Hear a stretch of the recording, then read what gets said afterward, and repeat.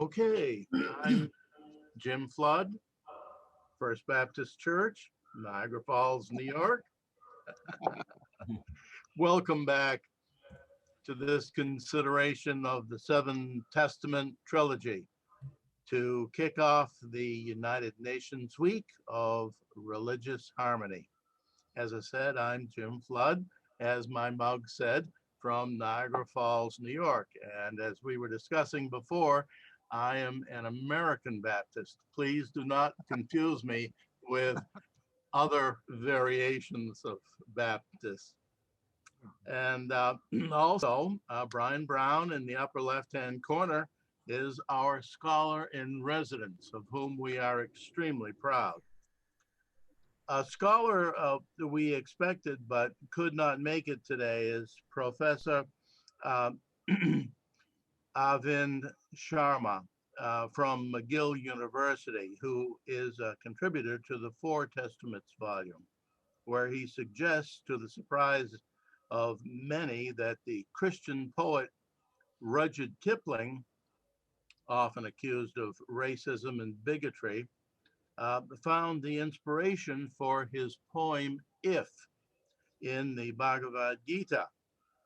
It is addressed to his son about what it takes to keep your balance in life without being overwhelmed by either desires or rejection.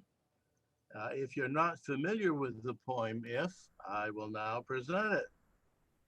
If you can keep your head when all about you are losing theirs and blaming it on you, if you can trust yourself when all men doubt you, but make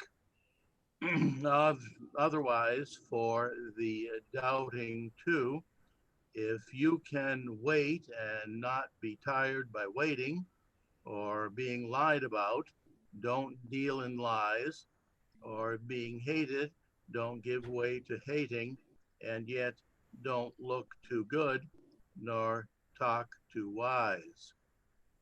Speaking of lies, our former president could have read that first stanza. If you can dream and not make dreams your master, if you can think and not make thoughts your aim, if you can meet with triumph and disaster and treat those two impostors just the same, if you can bear to hear the truth you've spoken, twisted by knaves to make a trap for fools, or watch the things that you gave your life to broken and stoop and build them up with worn out tools. If you can make one heap of all your winnings and risk it on one turn of pitch and toss, and lose and start again at your beginnings and never breathe a word about your loss. If you can force your heart and nerve and sinew to serve your turn long after they are gone, and so hold on when there is nothing in you except the will which says to them, hold on. If you can talk with crowds and keep your virtue, or walk with kings, nor lose the common touch, if neither foes nor loving friends can hurt you, if all men count with you, but none too much, if you can fill the unforgiving minute with 60 seconds worth of distance run, yours is the earth and everything that's in it, and which is more, you'll be a man, my son. It's been a long time since I've read that poem. Here today, we find ourselves ready to offer our spiritual treasures to one another, but equally ready to learn from each other, to be confident that what we believe is rationally right, but not that everything else is necessarily wrong, all in the spirit of the Gita, if. We are led by the Holy Spirit or by the universal spirit of divinity, however you wish to express it. Today, we are somewhat focused on the Eastern texts of the Four Testaments volume, but also on the ways in which the trilogy may be used in public beyond the academic realm. We have some wise and wonderful presenters today. Brian, who's first? Okay. Well, I'm going to introduce our first presenter in just a second, but something happened to me overnight when I was looking at this on the YouTube, the recording. Yesterday, Ellen Frankel began our session with a verse from a midrash in which she opened her part originally of the Three Testaments volume, Torah, Gospel, and Quran, to which she contributed. It contained something I hadn't noticed really until yesterday, something rather poignant. To open a conference launching 7 testaments, keep 7 in your mind, world religion. If you catch it as I read it, you may smile. Quoting Ellen, who was quoting a midrash. In the beginning, 2,000 years before the heavens and the earth, 7 things were created.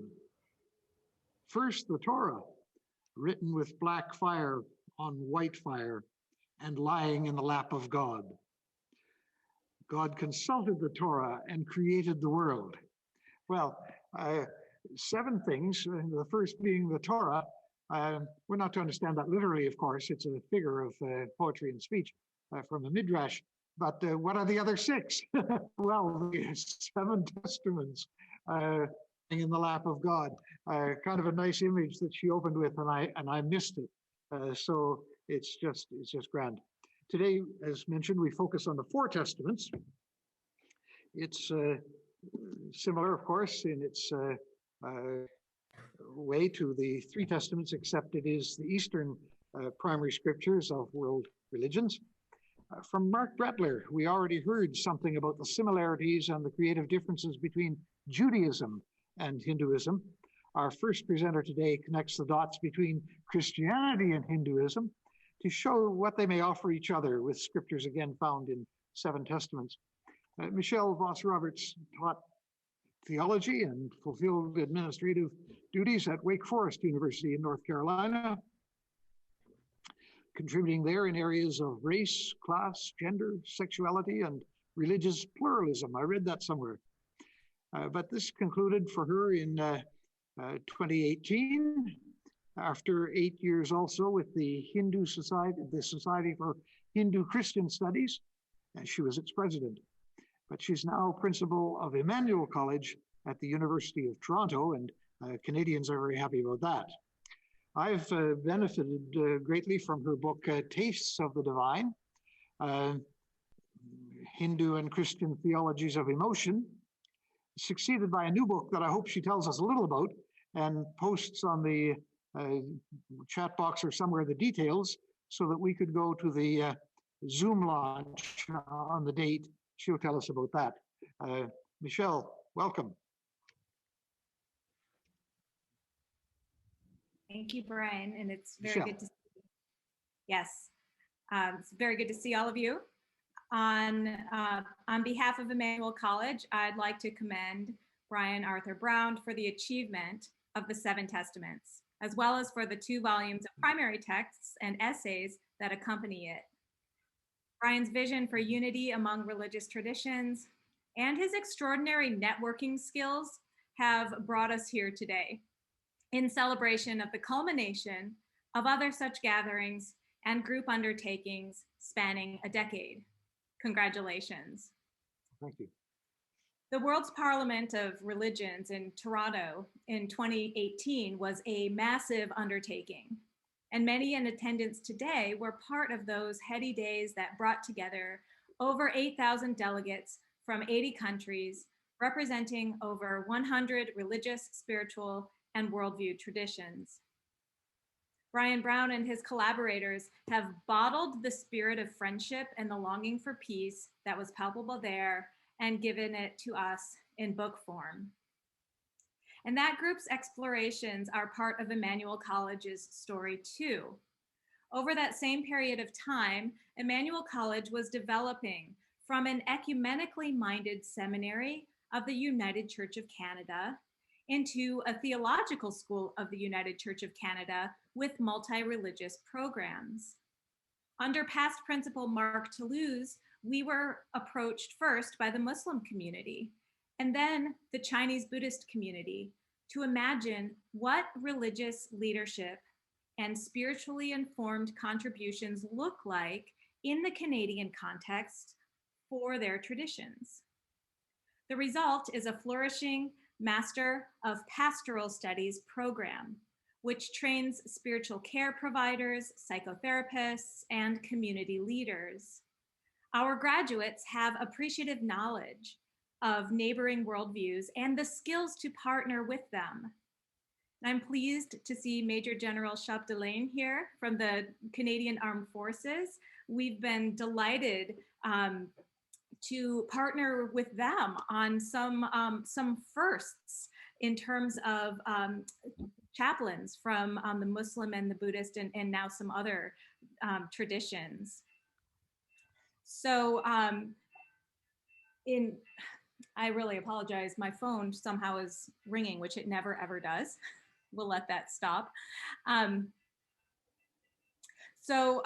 Master of Pastoral Studies program draws on our location in the University of Toronto to train chaplains from other underrepresented traditions as well.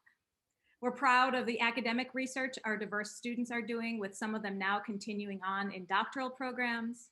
And all of this was nurtured by visionaries within the United Church of Canada, like Brian Brown, Karen Hamilton, James Christie, Gail Allen, Harry Usorin, Doug J., Tom Reynolds, and so many more, who have committed a significant part of their life's work to interfaith and understanding.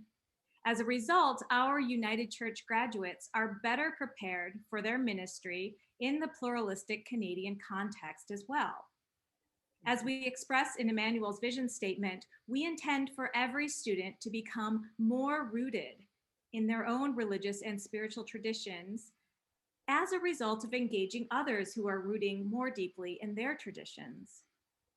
Starting in September, first-year students at Emmanuel now take a course in multi-religious theological education and leadership. It's a course that responds to ongoing feedback that they want more opportunities to learn about other worldview traditions.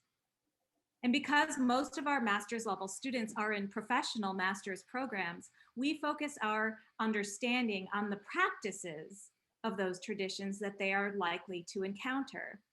They also develop an ethos of interfaith cooperation, and they have opportunities to reflect on their intercultural development. The Seven Testaments Project contributes to religious literacy. The books center an important text from 7 traditions, each of which can be read alongside the others for what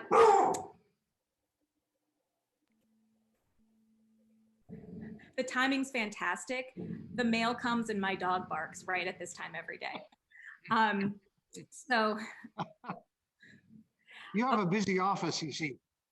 It's usually very quiet here, but let me continue talking about the Seven Testaments Project and its contribution to religious literacy. The books center an important text from 7 traditions, each of which can be read alongside the others for what Arvind Sharma, in his introduction to the Bhagavad Gita in the 4 Testaments, calls mutual illumination. So you read them side by side and things appear. Brown also gives us a commentary embedded in that text, because we should not only read the world's scriptures for ourselves, but our understanding of the text ideally should be shaped as well by how people for whom the texts are sacred view them. The Bhagavad Gita is a case in point. In the Vedanta tradition, it's been customary for all of the great teachers to write a Gita Bhashya, or a commentary on the Gita, each from the position of their own philosophical school. Brian Brown's preface to the Gita in the 4 Testaments notes that he's chosen the commentary by Mohandas Gandhi. Gandhi's interpretation draws out the theme of ahimsa, or non-harming. It's a powerfully creative interpretation of the narrative in the Gita, in which the divine Krishna encourages the warrior Arjuna to do his duty and fight So non-harming is the thing that Gandhi pulls out of that in the middle of a battle scene, right? So it is very creative and also very powerful for his social context. Now, some of the commentaries spiritualize the battlefield. Others promote non-attachment to the results of doing one's duty. That's the heart of Krishna's teaching. Some commentaries recommend acting in the service of the Lord, and others promote a higher perspective in which the unity of reality with Brahman relativizes all contingent struggles. And those debates, too, become part of our religious literacy as we seek more and more understanding. So, if we share our sacred texts across traditions and read them, will conflict cease?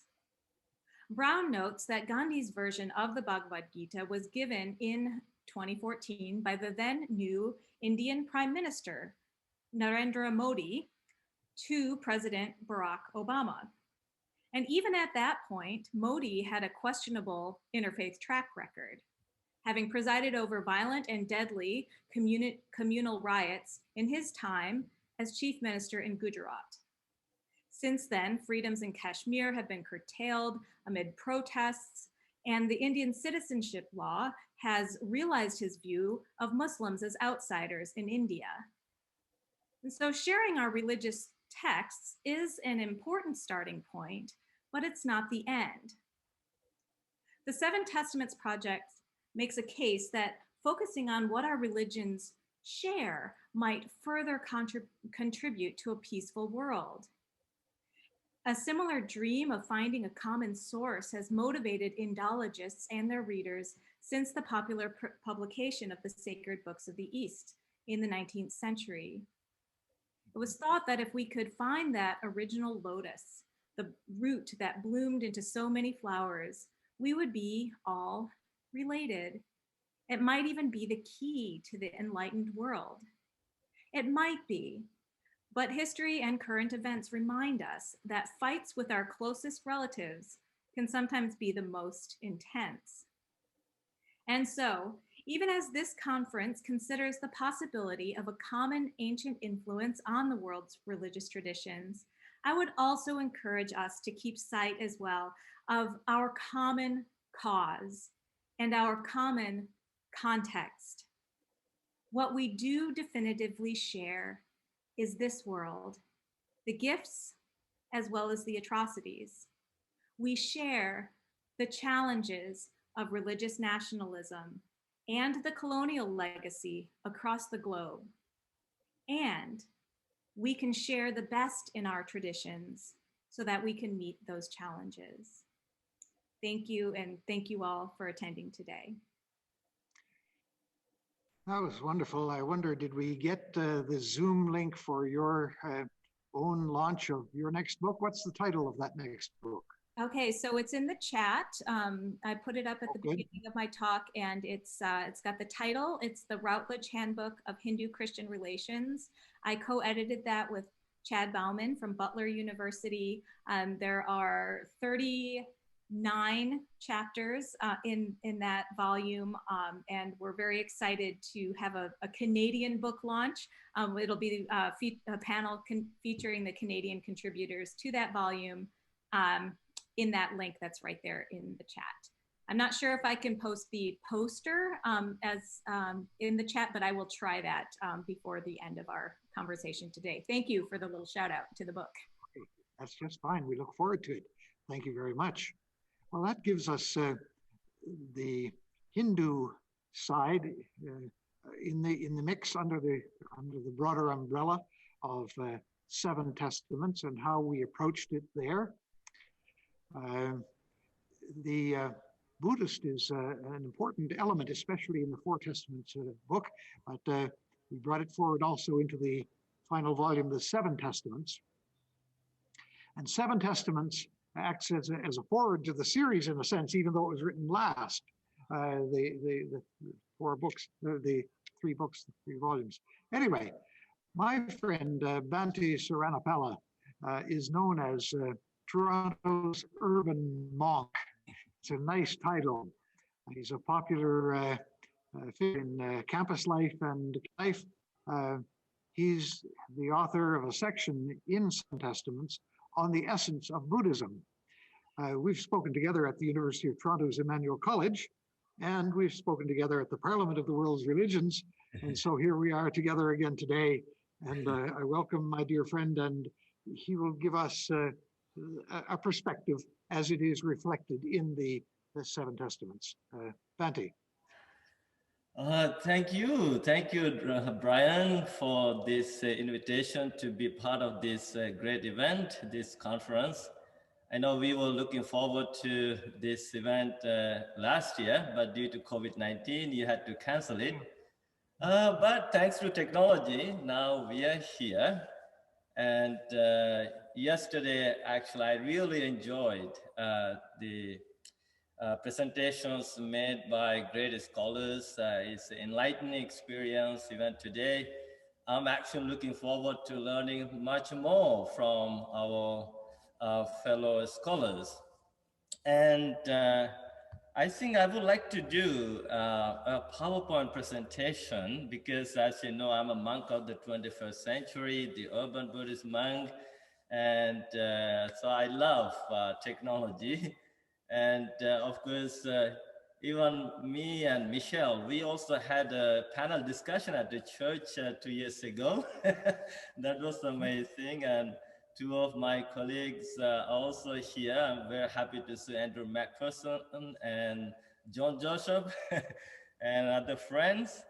So let me see whether I can bring this here. Okay. Here we go. So, so today, actually, Brian asked me to talk about Dhammapada, and this is what I'm going to focus on, and make it very simple for people to understand about the healthcare in the Dhammapada and deepening of religion and pop culture. And so, as I said, you know, here we go, Brian. This is the picture from World Religion, Parliament of World Religion that took place in Toronto. We spoke together, and you can recognize some of our colleagues. And so when we look at the Dhammapada, by the way, Dhammapada is a sacred book. If sometimes when people ask, what is a Buddhist Bible? Majority of the people refer to this book, Dhammapada. Normally we say the Buddhist Bible is the Tripitaka. You know, as you know, Buddha became enlightened at the age of 35. And 45 years, he traveled from village to village, kingdom to kingdom, meeting all kinds of people. And so his main mission was liberating people from suffering. So I think the greatest contribution the Buddha made to the humanity is this principle, which is known as the Four Noble Truths. And life has inevitable suffering. There is a cause to our suffering. There is an end to suffering. The end to suffering is contained in the Eightfold Path. So this is the heart of Buddhist philosophy, and I think when we examine all the teachings found in the Dhammapada, that is based on this principle, the Four Noble Truths. Now, when I remember as a Buddhist monk, you know, I became a monk at the age of 10. And those days, you know, for 2 weeks, I was given a special stanza from the Dhammapada, but I had no clue. I did not know about that textbook, but I was taught this stanza, and I learned it by heart. And it was later that when I grew up and started my schooling in the monastery college in Sri Lanka, then I realized, my goodness, my first teacher taught me this particular verse from the Dhammapada. And then when I went to Sri Lanka in our monastic college, we had to memorize the entire Dhammapada. Now, Dhammapada has 420 four verses, and we had to memorize all the verses with the meaning. But again, although we memorized, I did not really put my whole heart into it. I did not understand the entire sense of it, but it was later when I came to Canada and started schooling here, and then I realized, my goodness, this is such a treasure for us. This is such a great asset for us. So I developed this great respect for this textbook, and whenever I read the textbooks, and when I analyze all the verses, I understand what Buddha meant by this Dhammapada, the teachings found in the Dhammapada. In the Dhammapada, we can see the four levels of teachings. First level of teaching is called this Sanditthika Sukha, which means the happiness for now, right here and now. And the second level of teaching found in the Dhammapada is about the Samparayika Sukha, the happiness for later. And the third level of teaching we find in the Dhammapada is the Paramatta Sukha, that is the absolute happiness. And then the fourth level of teaching is all about the qualities of the Buddhas, Arhants, enlightened beings. Now, as I said, look at this formula, this key principle, the Four Noble Truths. There is suffering, there's a cause of suffering. So the Buddha's main mission is to give a solution to the human problem. And then we find in these sutras, his discourses that, he said, monks, my whole mission is to talk about the dukkha and to talk about the end of dukkha. So though people criticize me, though people praise me, it doesn't really matter to me. But as a Buddha, as an enlightened being, my whole purpose is to make people realize actually there is a problem, and then to explain to the people, there is a way to get out of that problem. And this is what I teach. So opposite of dukkha, the suffering, is the sukha, the happiness. Now, we as human beings, we are trying to be happy now, and also we want to secure happiness later. And then, of course, we also want an absolute happiness. So now, when we talk about the health care, the health, that is actually the happiness we are talking about. So how do we get to that point? And of course, in addition to these four levels of teachings found in the Dhammapada, we also find the teachings of, on my right, you can see there about the karma, about the merit, about the enlightenment, about the dharma, about nirvana, about rebirth. So when we look at this Sanditthika Sukha, the happiness for now, then, it says we have to live a principled life. That is what known in the Buddhist teaching as sila, that is morality. And if we can live a moral life, and if we can practice meditation, that is another teaching, bhavana, and then of course, we can secure happiness now. And I think this is now well accepted teachings by the neuroscientists, psychologists, doctors who are highly prescribing meditation as the best medicine for daily experience of stress, tension, anxiety, depression.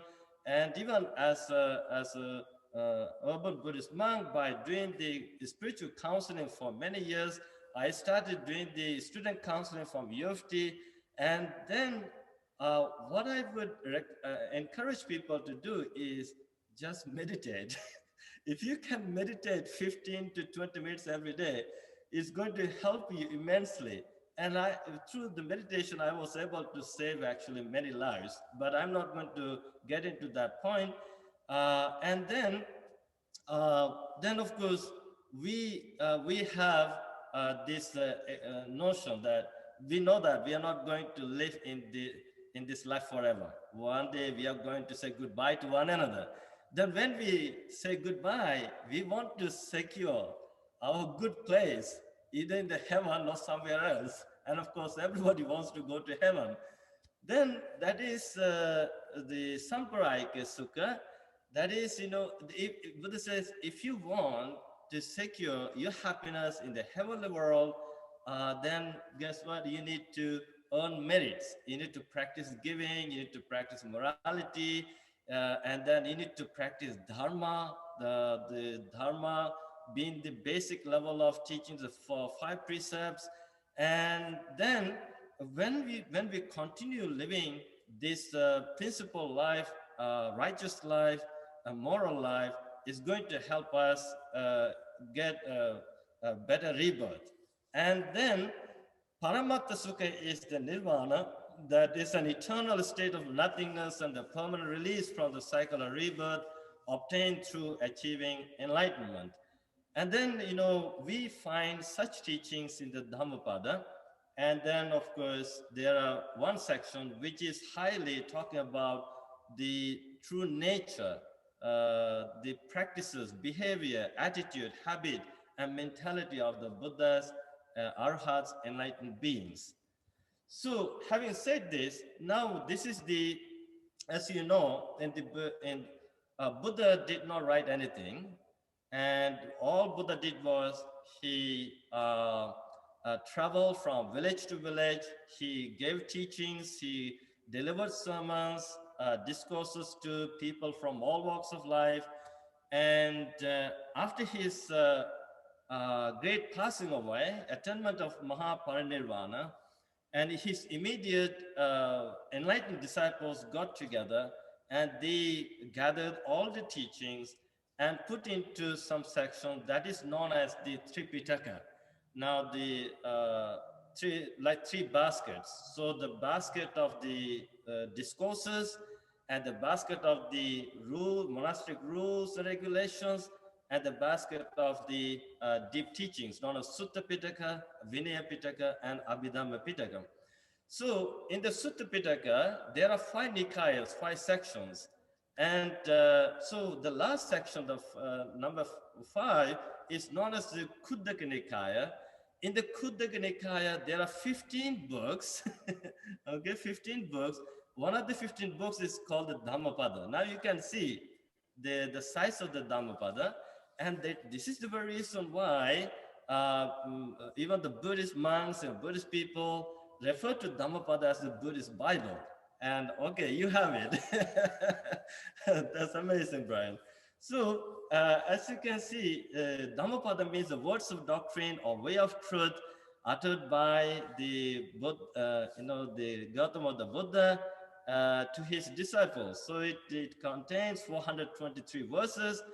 And so now we have a commentary to it. It's called the Dhammapada Takata.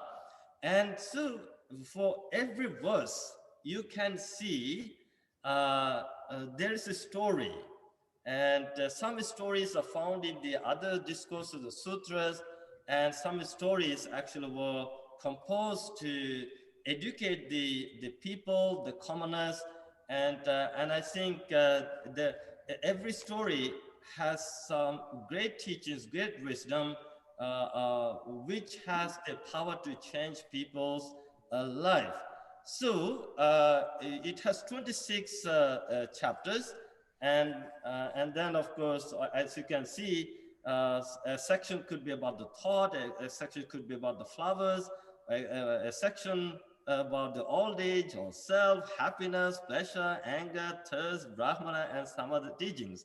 So it's interesting, even for me as a Buddhist, even today, before I go to bed, I have a habit of looking at one verse and just think about it, just memorize it, and it gives me a lot of positive energy. So now I cannot talk about all the verses found there, but when you look at the some verses of the Buddha, what do we see? Like, again, this is about the healthcare and how do you develop your own spiritual health, mental health, emotional health, social health. Everything is based on this key teaching of the Buddha found in the Dhammapada. It's called the Sabba Papasa Akaranang Kusalasa Upasampada Sachitta Pariyo Dapanang Etang Buddhana Sasanang. I think Michelle could recite this too as you read the Sanskrit. It's so sloka, and Brian, you can too. So it has a rhythm actually. So not to do evil, to cultivate merit, to purify one's mind. This is the teaching of the Buddhas. Kanti paramang tapo titikha nibbanang paramang sukhang vadanti Buddha nahi pabbajito parupaghati na samano hote parang vihethayanto. Which the best moral practice is patience and forbearance. Nibbana is the supreme, said the Buddhas. A bhikkhu, a monk, does not harm others. One who harms others is not a bhikkhu, not a monk. Anupavado anupaghato patimokhe cha sangvaro mattanyuta cha bhattasming pantancha sainasanang adichitte cha ayogo etang buddhana sasanang. Not to revile, not to do any harm, to practice restraint according to the fundamental instructions for the monks, to be moderate and in taking food, to dwell in a secluded place, to devote oneself to higher concentration.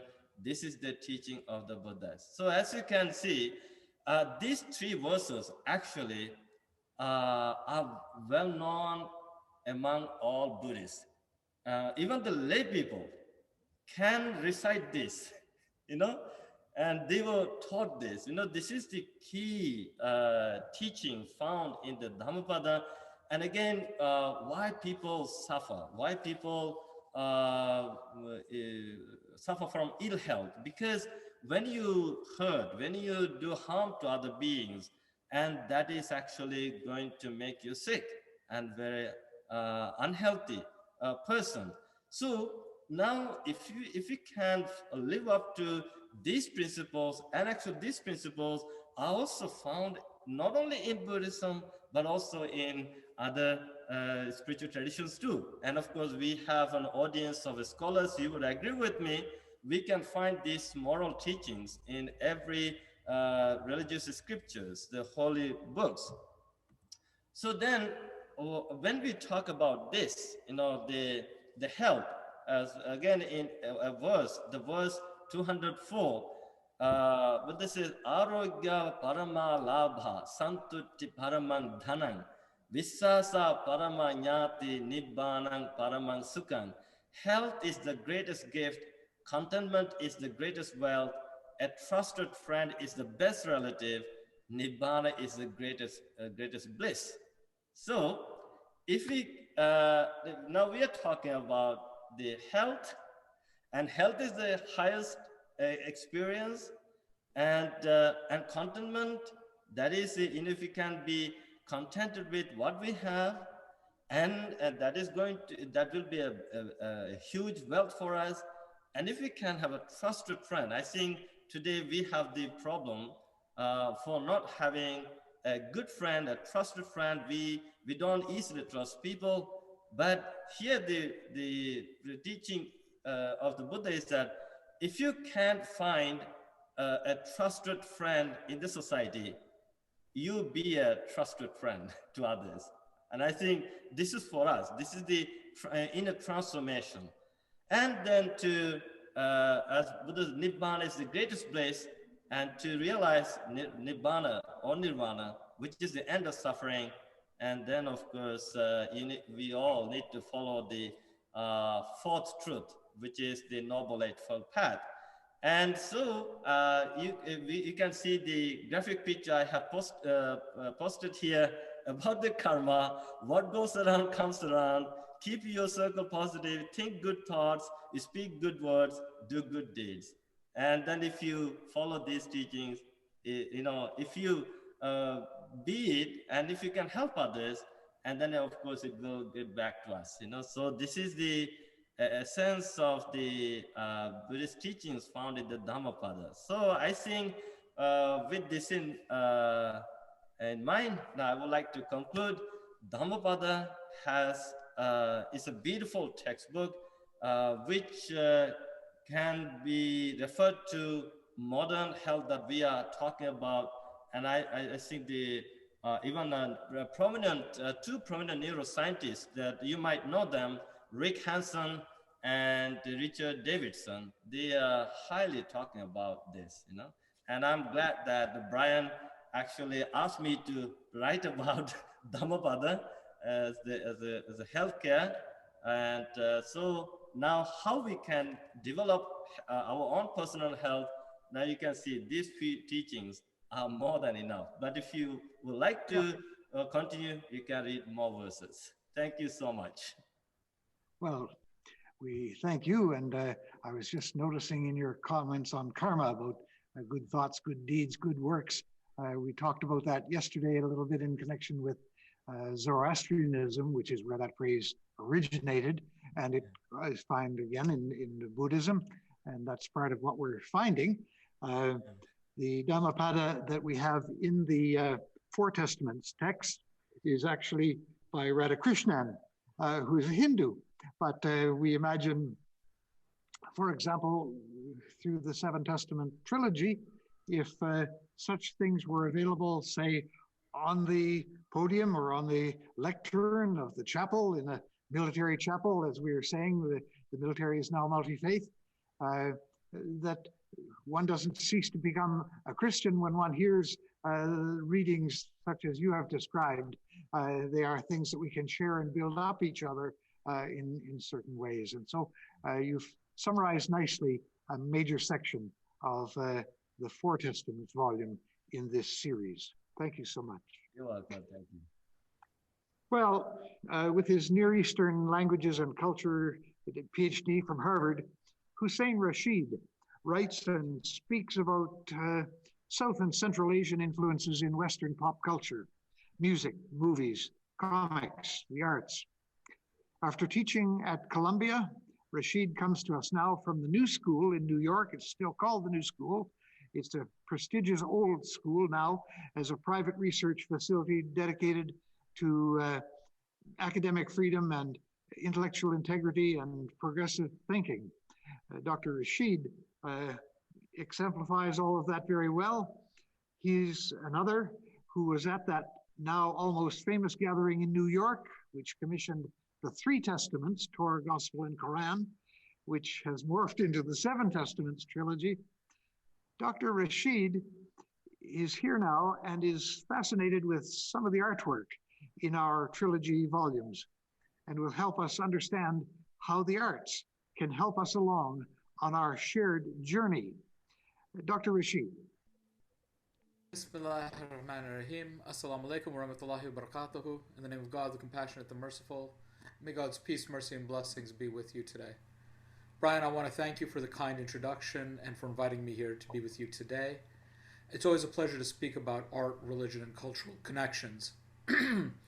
I understand that through the influence of his nephew, Rabbi Clickfield of Los Angeles, that you were able to acquire the beautiful black and white woodcuts of Jewish and Christian art in the Three Testaments, which was bequeathed to you by the late Irving Clickfield, who was a longtime editor of the Saturday Night Magazine.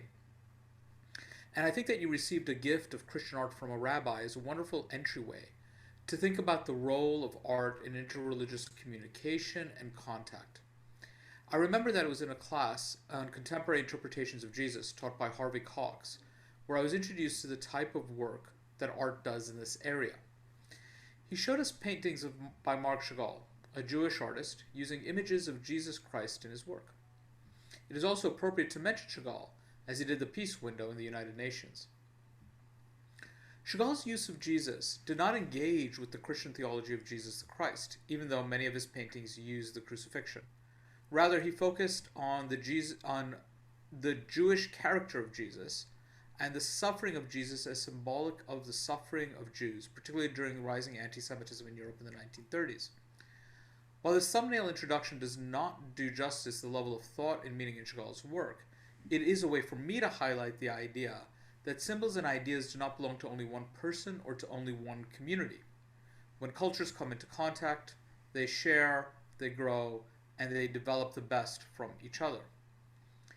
It is with this frame that we grow together that I want to turn to 3 pieces of art from your magisterial 3-volume work, a piece of work from each volume. And while I do lean into my own expertise of Muslim and South Asian art, the pieces I have chosen, I believe, are illustrative of bigger ideas than simply the history of these particular pieces of art. The first piece is by Muhammad Zakaria, born in 1942.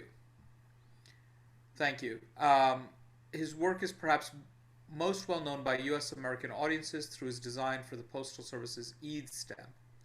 The particular piece on page 400 of 3 Testaments contains verses from the Quran, chapter 9, verses 128 through 129. You'll see it here. It's titled Harisun Alaikum, ardently anxious over you. And the verses say that the Prophet Muhammad is concerned for us and that God is sufficient for us. However, the content of the calligraphy is not the point I want to focus on. Rather, it is the calligraphy itself. Arabic is the language of the Quran, which Muslims believe to be the Word of God. Therefore, it is written beautifully because it is the Word of God. It is an act of devotion to write it beautifully. It allows the believer to engage with the Word through multiple senses, whether reciting it, reading it, or writing it. And although the vast majority of Muslims are not Arab, about 80% of the world's Muslim population are in fact not Arab, Arabic phrases are found throughout Muslim communities because of the central role of the Quran. And in particular, different languages adopt and adapt the Arabic script for their languages. Turkish, Urdu, Sindhi, Swahili, Persian, Uyghur, Jawi, Ajami, and Hebrew all either currently use or previously used some form of the Arabic script. This list is not meant to be exhaustive, but demonstrative of the ways in which cultures adapt what is important to them and evolve. So you have this point of origin coming out of the Arabian Peninsula with Muhammad in the 7th century, peace be upon him and his family, and going out throughout the world. The next piece that I want to highlight is the court of the Emperor Akbar. Akbar's court from the 4 Testaments, page 434. And this particular piece highlights how people, not just cultural product, come together to generate something new. The Mughal Emperor Akbar, pictured here on the right side, was known for his religious curiosity and his patronage of religious learning. He paid for the translation of works of different religions into Arabic and Persian, the lingua franca of his court. He also invited religious scholars into his court, and it is the arrival of Jesuits that is represented in this scene. Akbar's interest moved from the popular quotidian interactions of different religions into the arena of the court, giving it official recognition. This engagement on his end was not purely diplomatic or utilitarian, but an openness and inquisitiveness that demonstrated a powerful way of being in the world, and as a counterexample for those who would live in fear, be vocal about their fear, and instill a republic of fear. And so I think what comes out of the engagement that Akbar is modeling here for us is a period of a culturally vibrant, philosophically vibrant Hindustan, that is this pre-partitioned India, that is looking at how to pull the best from other cultures and develop itself into a new way of seeing in the world. Thereby you have, as a very popular Bollywood song says from the 1970s, Hindu, Muslim, Sikh, Isai, Sabko Mera Salam. Hindu, Muslim, Sikh, and Christian, give all of them greetings of peace. Give all of them my greetings of peace, I should say.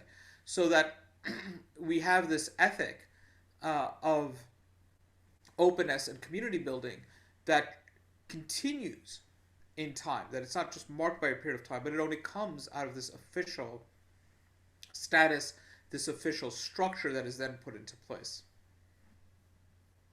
The final objet d'art is a mysterious stranger in China from the Seven Testaments, page 278. Brian, as you note in the work, Jenny Sutakriti, and I'm not sure if I'm saying her name right, so please tell me if I've got it wrong, but My wife. Did I get it? Yes. Jenny Sutakriti points out that this figure was probably not a stranger, even though it is labeled as such, or he's labeled as such.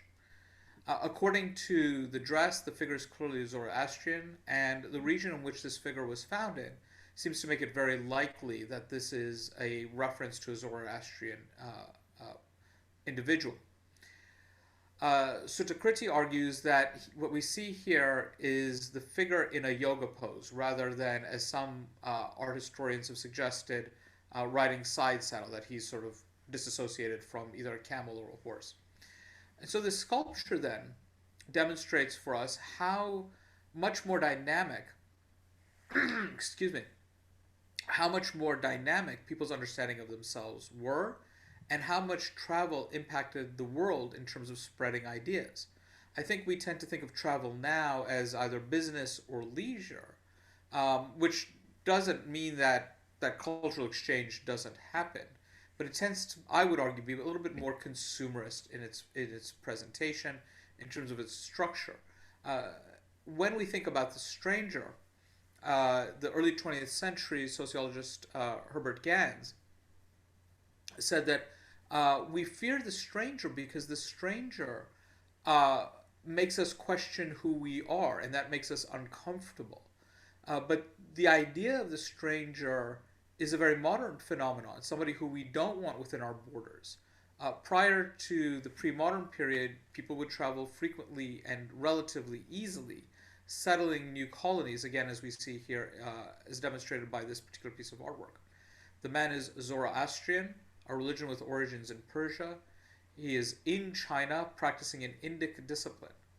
And referencing the Silk Road may sound trite, but it is a roadway through which trade, scholarship, and exploration happened.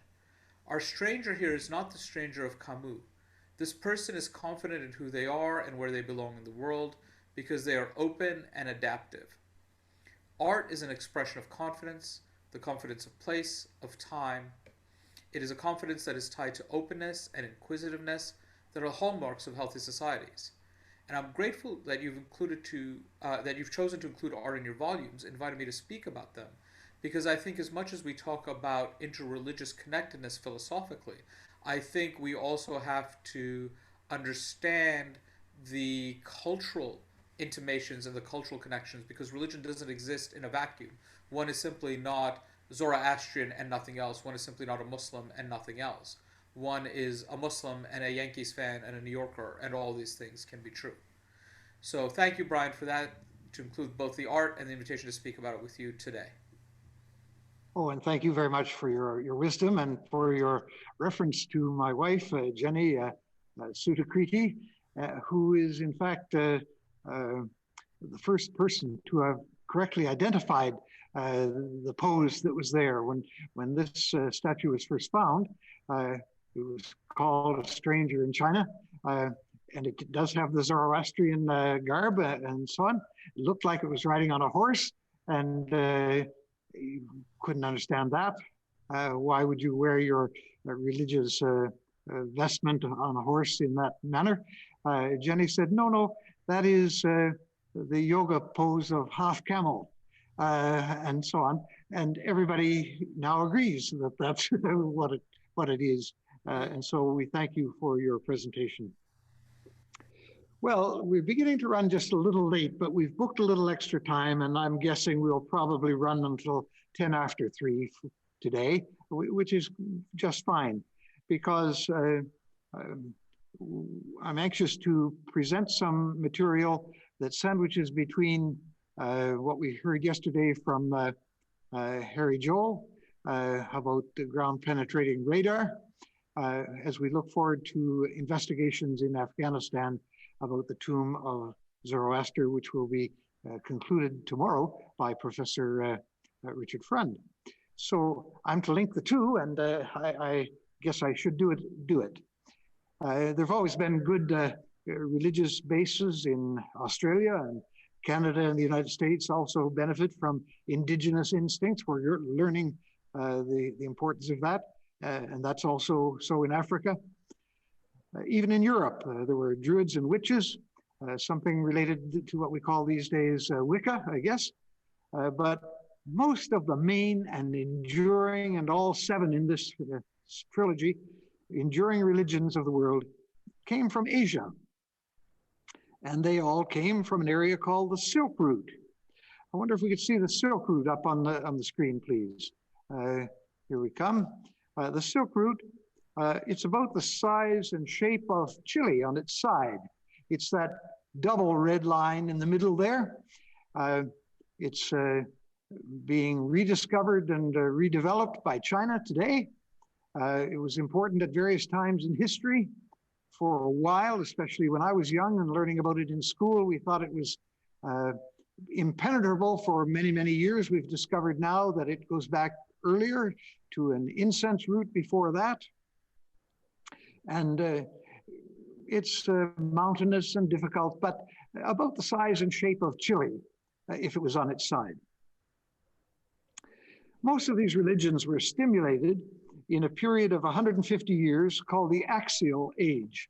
And that Silk Route there is the axis, the axle of the Axial Age. And this was taking place more than a century during and following the life of Cyrus the Great in Persia, whose state religion was Zoroastrianism, state religion for 1,000 years in the world's first superpower. Cyrus himself may have known the prophet Zoroaster in his grandfather's court when he was a boy. But for the last 45 years, since my friend Mary Boyce proposed it, most European scholars have dated Zoroaster 600 years earlier, because he used words and phrases from the 11th century Vedic in his hymns. We don't accept that, or I don't. He did this in the same way that American Baptists keep writing hymns in the language of the King James Bible. They do this to give them authenticity. And I believe that's exactly what Zoroaster was doing in using phrases from older Vedic religious material.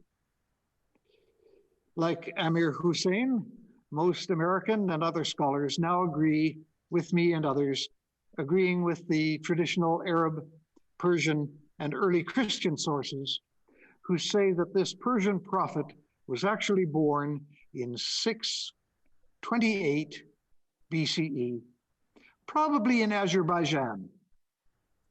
And he might have been a teen there when Jeremiah visited lost tribes of Israel exiles.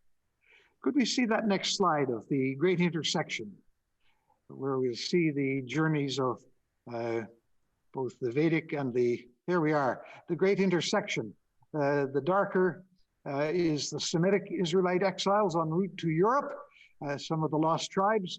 Some of them moved further toward India, but there were a large number moving up toward Europe through Scythia area. And you see that gray line coming down. These are Vedic peoples coming from the steppes of Russia, down through Babylon and into India, where most of them finally wound up. So their paths crossed.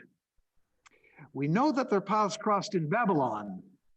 The Jews were in captivity there when Cyrus was in fact the Zoroastrian ruler. And we believe they may have crossed paths in Scythia some 60, 80, or 100 years earlier, when the Jewish lost tribes were migrating and crossing paths with the Aryan Vedic migrants coming south from the steppes of Russia. Zoroaster died in bulk near the middle of the Silk Route, about over where it's branching into two sections going into India and China. You can drop that illustration now. We'll come back to some other illustrations in a few moments. But that's where he died, in Balkh. And the year that he died was 551 BCE. At that time, according to his teachings, his remains would not have been exposed, as was done later by Zoroastrians, exposed to the elements, say, in his own community of Balkh, or buried there. The Greek historian Herodotus, writing in the 5th century BCE, described the earlier Zoroastrian use of mountain shrines. It was not their custom, Herodotus writes, it was not their custom to make and set up statues and temples, but to offer sacrifices on the highest peaks of the mountains. So mountain funereal shrines became the focus of early Zoroastrian pilgrimage traditions. And this one, of course, in Afghanistan. Well, so what would have happened? Zoroaster's family and followers would have looked to the nearest high point significance, and there was one some 9 miles to the east. They eventually called that place Mazar-e-Sharif, which translates as Tomb of the Exalted, a name it acquired only after the building of Zoroaster's mausoleum there. I call it Zoroaster's mausoleum. You may decide as part of what we're doing here this week. But in that region, in that time, and for hundreds of years before and after, there is simply no candidate for such an honor other than Zoroaster to be buried in a tomb identified as Mazar-e-Sharif, Tomb of the Exalted, so much so that a city grew up around it. 1,000 years before the famous reburial of Hazrat Ali in that mausoleum, which was then expanded by the Muslims as a mosque on the earlier Zoroastrian foundations, a practice of Shiites in particular, a dominant sect in Afghanistan at that time. However, it was during the first burial there that the settlers of Balkh moved that 9 miles over a generation from the Bactrian plain to a new capital city, which grew up around as an important center in the 6th century BCE and since, but it wasn't there before. And so if Zoroaster is buried there, we would know that he was not in the 11th century BCE, he must have been in the 6th. That contention is important to our thesis in the Seven Testament trilogy, that Zoroaster could not have lived and died in the 11th century, since there was no Mazar-e-Sharif. Maybe there was somebody else equally important in history that could have had a town and a city named for his tomb, but we've never heard of such a person in that area. It simply remains to be proven that somebody was buried under the Blue Mosque at a lower level. If so, we know who it is, because there was no other candidate famous enough to be buried in what would become the Tomb of the Exalted. And it was called the Tomb of the Exalted long before Ali was buried there.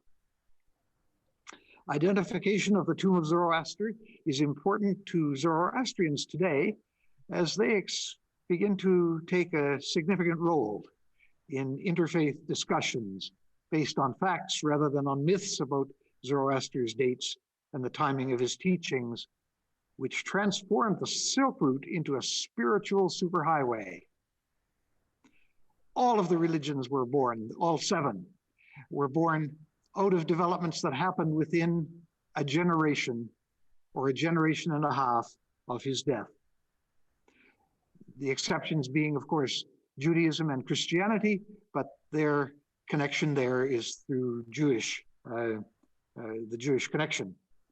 So the discovery would be of interest not only to Zoroastrians, but to many others. It can be shown that the long lost parts of Zoroastrian writings, the Gathas by Zoroaster himself, are buried in the scriptures that many of the rest of us consider as sacred still today. But because of their interface with Zoroastrian in Babylon, it's what I call the Dead Sea Scrolls are of interest to Jews who want to know if Zoroaster was contemporary with Jeremiah, perhaps after the first Isaiah in Israel and before the second Isaiah in Babylon. This second Isaiah, of course, middle section of the book of Isaiah, appears to answer in the Bible questions posed by Zoroaster in parts of the Avesta scriptures that still remain. Zoroaster asks some questions, second Isaiah answers them. Christians also may benefit from a clearer understanding of Zoroaster's role. Some may now identify Jesus as the Seoshant, Redeemer, Messiah. Seoshant, best translated as Redeemer of Zoroastrianism, the looked-for one who would be the Savior of the world, rather than merely the one who would restore the throne of David, at least figuratively, for Jews of the early church. Muslims already regard Zoroaster as among the people of the book, and the location of his tomb in Afghanistan and its date of 551 BCE fits with the self-identification of the scriptural origins by four world religions further east: Hindu, Buddhist, Confucian, and Taoist. They're all within a generation or just a little more of the dates we understand of Zoroaster flourishing. So, the Zoroaster Avestan, the scripture, may now begin to function as the Rosetta Stone of religion, both in its extant portions and in the missing Dead Sea Scrolls. I call them the Dead Sea Scrolls. Buried in the primary scriptures of the seven world religions, perhaps yet to be found in a cave somewhere, like the Dead Sea Scrolls, buried for safety in a time of crisis. The discovery, which is detailed quite a little bit in the book, all three books, the discovery may be a starting point in what may be a critical discussion in the shrinking world of the 21st century. Doesn't mean that all of these other religions were to become Zoroastrian or that we are all to be the same. The differences in which we have developed are part of the treasure. But a respectful connection between religions in changing their role as being part of the problem in the world to becoming part of the solution to problems of division and relationships in our time, not just in the United Nations, could become part of what will come out of the discovery of the tomb, the dating, and the teachings of Zoroaster. So, the stunningly beautiful Blue Mosque Shrine in Mazar-e-Sharif, as beautiful as any building in the world, often compared with St. Peter's Basilica in Rome, or with St. Paul's Cathedral or Notre Dame. It's considered locally in Afghanistan to be the first and foremost, the tomb of Ali. That's how people think of it. Ali was the cousin, the son-in-law, eventually the successor of Muhammad. But Muslims throughout most of the world recognize Ali's tomb as being at the Imam Ali Mosque in Najaf, in Iraq. You've seen it. They blow it up every year. Some other sect. Local Muslim devotees in Afghanistan and tour guides in Mazar-e-Sharif have maintained the legend which says the body of Ali was carried from his first burial in Najaf secretly on the back of a white or shining camel long years after his first burial, taken there to preserve it. So Ali was purportedly buried at Mazar-e-Sharif in a grave which had been known for centuries previous. We still have the inscriptions, the Tomb of the Exalted. Although the antiquity of that name is not often realized by local residents today. Most of them think the Tomb of the Exalted refers to Ali as the Exalted. But it was called that Mazar-e-Sharif for 1,000 years before Ali. So bear with me as we do just a little bit of exegesis. It all relates to where we're going from here tomorrow and in an expedition in a year or so from now. Zoroaster's name was Zarathustra in the original. From Sanskrit, the word Zara translates as golden, radiant, or white. As adopted in Arabic, Persian, Old Avestan, and cognate languages, the word Ustra is camel. Zarathustra then is the golden camel. And the obvious meaning of the legend, only now articulated by us, it's been under our noses all this time, is that the memorial to Ali is mounted on Zarathustra. They've always been saying he was carried and buried here on the back of a golden camel. The name Zarathustra means golden camel. He wasn't carried there by Zarathustra, but he is mounted on the Zarathustra tomb. Well, there's a site plan of the Blue Mosque foundations that was made in 1910. We'll flash it up on the screen briefly. You saw it a little bit yesterday from Professor Joel. You'll see it again tomorrow from Professor Freund. It shows that there was a crypt or a room in the smaller wall precinct under the original mosque. It had been raised by Genghis Khan at one point, but portals remained as gateways from the current shrine. You can find them now. Nobody has ever desecrated the shrine by digging up to see and perhaps even photograph what's in there. But current non-invasive techniques of ground-penetrating radar can be equally effective, as we learned yesterday. Scans by ground-penetrating radar, or GPR, are able to flesh out the story of what was there before this site became a memorial to Ali. Most mosques have only one dome, tiny domes, perhaps several minarets. But domes, the main dome, let's see the domes at Mazar-e-Sharif. This is the Blue Mosque. It has two domes.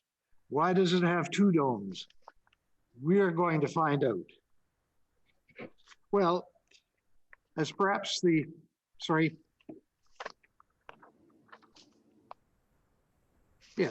perhaps the most respected archaeologist in the world living today, Richard Freund, had heard unsubstantiated rumors about the burial of Zoroaster. We both write for Rowman and Littlefield, so they had him vet my latest book. When he reviewed the evidence in 7 testaments of world religion and the Zoroastrian Older Testament, he knew our identification of the tomb of Zoroaster needed to be investigated as more than speculation, and he offered to get involved. So previous hints and clues about Zoroaster's bones lying in a crypt beneath this Blue Mosque had been previously rejected by scholars as mere conjecture because they were only considered individually, various rumors. In our book, we give 12 factors and combine them all to make the case. Geography, it's within walking distance of where he died in Balkh. Cartography, zeroed in on an appropriate high point. Migration, dating movement of the population from Balkh to a new city. Nomenclature, the name of the tomb and the city, very evocative. Local folklore, which sometimes turns out to be true. The Shiite Muslim practice of stacking the tombs of prophets. Linguistics, the Zarathustra in the Radiant Camel legend. Politics, the relocating of the tomb of Ali for political reasons. History, Ali visited Afghanistan briefly, but there are no candidates except Zoroaster for such a tomb near Balkh 1,000 years earlier. Art, architecture, archaeology. We have all of these, especially the archaeology, research and verification by our own experts to be undertaken in the 21st century. Now get this, 100 years ago, archaeologist Howard Carter discovered a step leading to the tomb of King Tutankhamun in Egypt.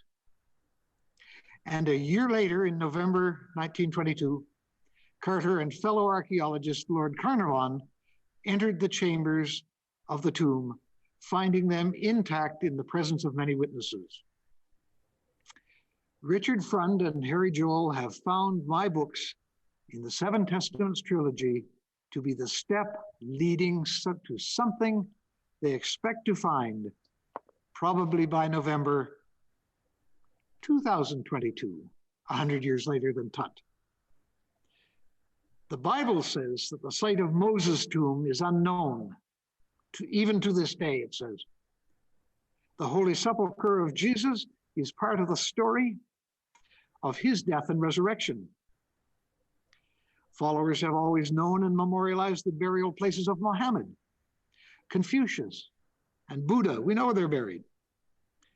But verification and dating of Zoroaster's tomb may be one of the most important religious stories of the 21st century, since it allows us to resolve the mysteries relating to the origins of material found in all seven testaments of world religions. The Blue Mosque already has national status, as does Notre Dame in France, or Westminster Abbey in England, or Thailand's Wat Arun, India's Taj Mahal. But following verification by our team, the Blue Mosque may attain status for Zoroastrians like that ascribed to St. Peter's Basilica in Rome for Catholics, or the Kaaba in Mecca for Muslims. Its status for the rest of us will also be outstanding. Our technicians from this Zoom conference will be there to film the verification of this discovery, and some others are already considering accompanying our archaeological team.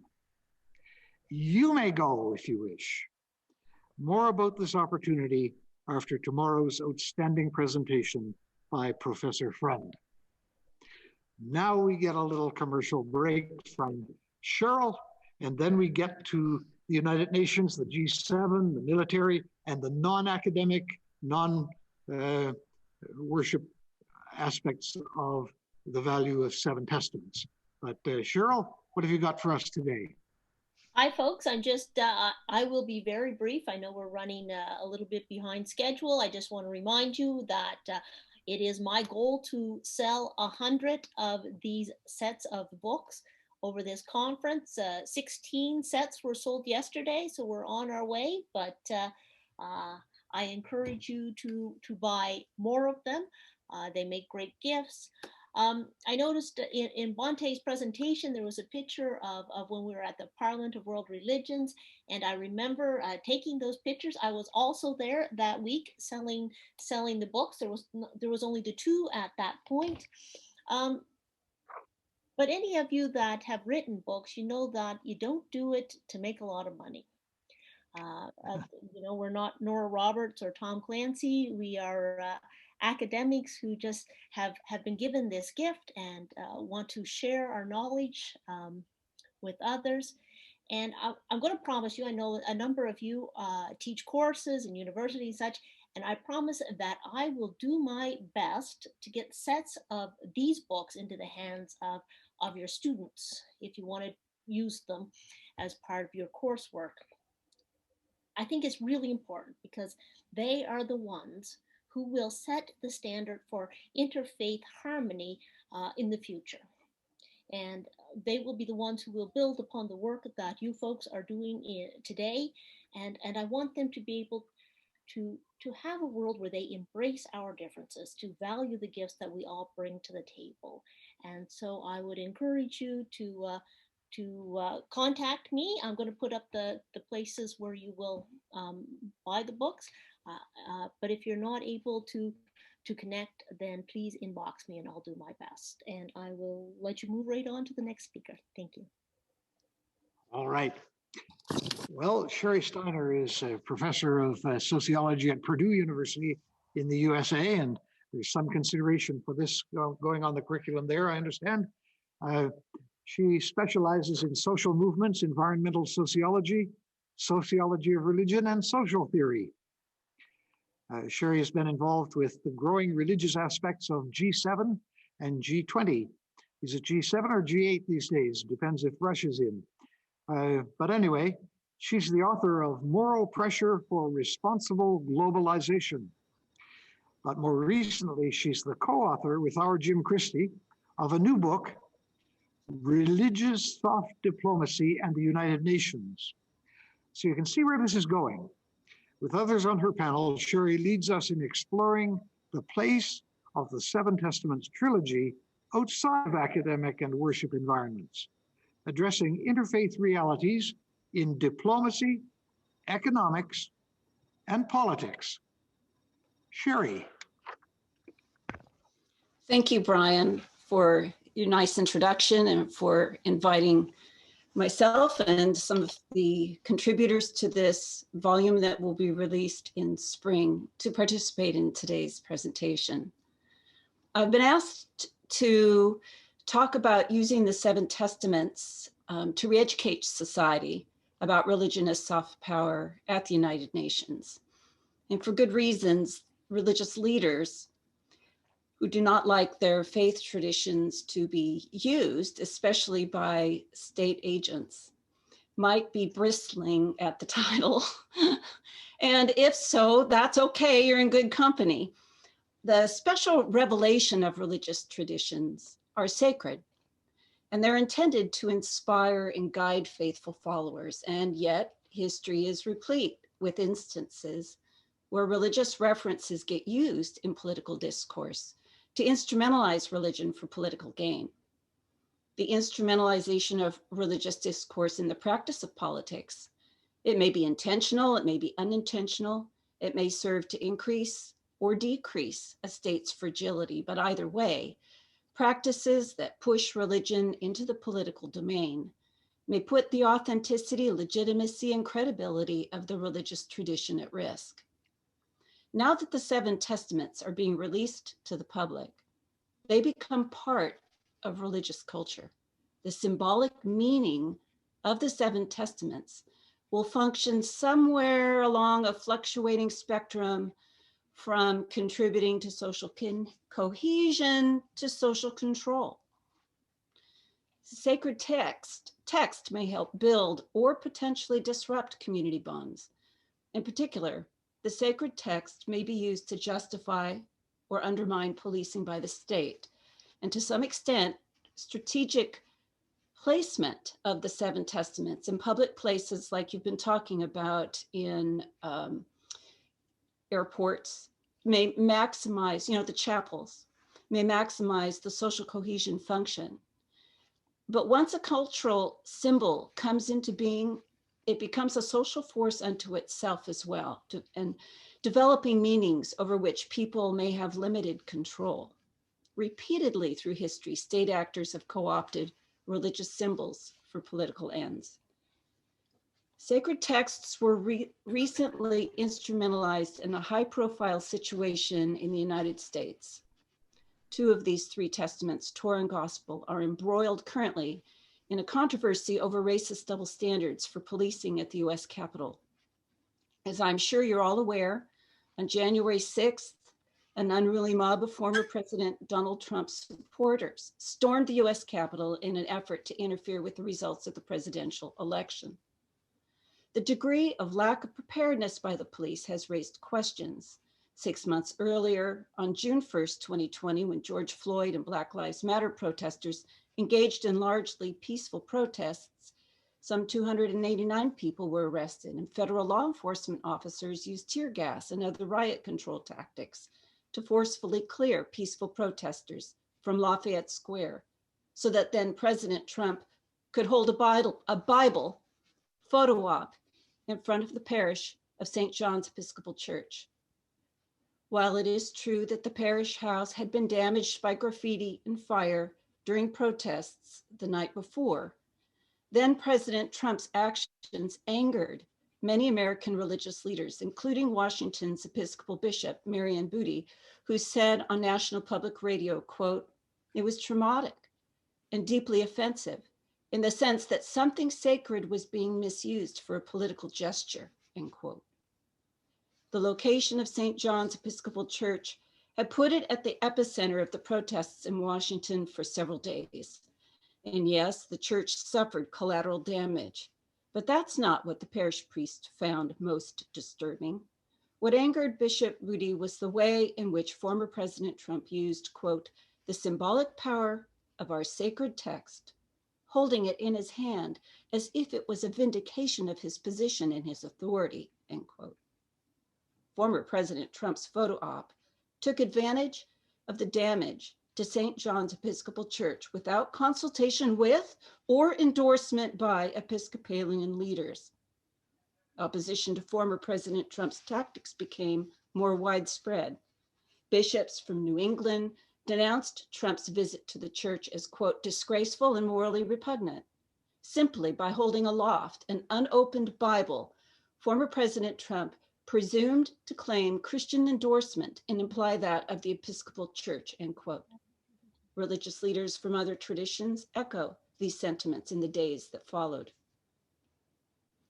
When we talk about religion as soft power at the United Nations, we're referring to a new form of transnational, interreligious diplomatic engagement with governance officials responsible for meaning-making activities, public policy development, humanitarian assistance, and identity-based issue management in the contemporary international system. Soft power is a term that Lloyd Axworthy made a centerpiece of his diplomacy when he served as Minister of Foreign Affairs for Canada. Harvard political science professor Joseph Nye popularized the term in the 90s, defining soft power as the ability to persuade through culture, values, and ideas, as opposed to doing so through the use of coercion. Dr. Axworthy was a devotee of Nye's writings, and he drew upon them to develop a soft power bloc as a Canadian strategy appropriate to the information age that could complement the traditional hard power of military and economic might. Religious soft power is influential for how appeal to faith traditions in public shapes the preferences of others through appeal and attraction or repulsion, as the case may be. Now, in the context of the United Nations, greater harmonies between systems of religion and diplomacy are possible when there are overlapping values, principles, and norms, to the extent that the presence of the seven testaments reinforces a cosmopolitan religiosity that is more diverse and inclusive, decentering the hegemonic dominance of any single major world religion, then the seven testaments has the potential to strengthen social cohesion of the global community. If, however, the seven testaments, by nature of what is excluded from its contents, is co-opted to replace regional religious monopolies with transnational elite religious oligopolies, it could unintentionally be used by less scrupulous actors to legitimize human rights violations and discrimination against religious minorities. Most of us are familiar with the Pew Research Center's Forum on Religion and Public Life's estimate that 84% of the 2010 world population are religiously affiliated. Dr. Brown, estimates that the seven testaments includes the sacred texts of about 85% of the global population. How might that dominant sacred representation impact the treatment of the others, including religious minorities and the religiously unaffiliated? The tenor of the Seven Testaments project has been inclusive, emphasizing sharing rather than comparing. But the social context in which this new religious symbol will become embedded is not. Since 1990, discrimination against religious minorities of every major sect in every world region has increased. The interfaith movement has done much to mobilize religious diversity in the 21st century. The Seven Testaments has the potential of becoming the interfaith movement's sacred text. I echo Dr. Amir Hussein's sentiment when he says, quote, "Never again will a single story be told as if it is the only one," end quote. To the extent that Seven Testaments serves to strengthen cosmopolitan religiosity, whereby those who reference it affirm the human dignity of others alongside themselves. Religious soft power exercised in the context of the United Nations will likely be harmonious with the United Nations Universal Declaration of Human Rights. But that certainly is not a given. Thank you. Well, we thank you. We're trying to find the way where this will play its way in an inclusive and recognizing and developing. Well, we'll hear more about that. Stephen Moore has served much of his career in the spiritually challenging environment of military chaplaincy. Like Sherry, who just spoke, and Brian Adams, who is next, and Jim Christie, who always sums up, all four in this segment are focused on the public use of Seven Testaments trilogy. Stephen's main area may be among the most difficult, but it's appropriately important in a day and age when military chapels are as interfaith as the multi-faith constituency of the armed forces, both members and the people they guard and the people that they must confront. So Stephen, how does it fit in your end of the spectrum? Thank you. Can everybody hear me? Okay, great. Yes. Oh, okay, I appreciate very much, Brian, the opportunity to share with you this afternoon as together we consider the breadth of benefits that your Seven Testaments brings to the global community. As you say, having served in uniform for more than 2 decades as a chaplain with the Canadian Armed Forces, I've been invited to explore the chaplain's unique role as practitioner in today's operational environments. And so my contribution today is to consider application and how Brown's publications may aid in better preparing chaplains in their engaging of the religious other in what can be some of the more extreme situations known to humanity, open warfare, and its residual effects. From my experience, religious traditions often face new questions and contextual challenges, summoning ardent reflection with respect to sacred texts and belief, leading to new self-understandings and orientation toward the world in which people live. In the extreme, the vagaries of war influence such hermeneutical processes for faith groups confronted with humankind's inhumanity to the other.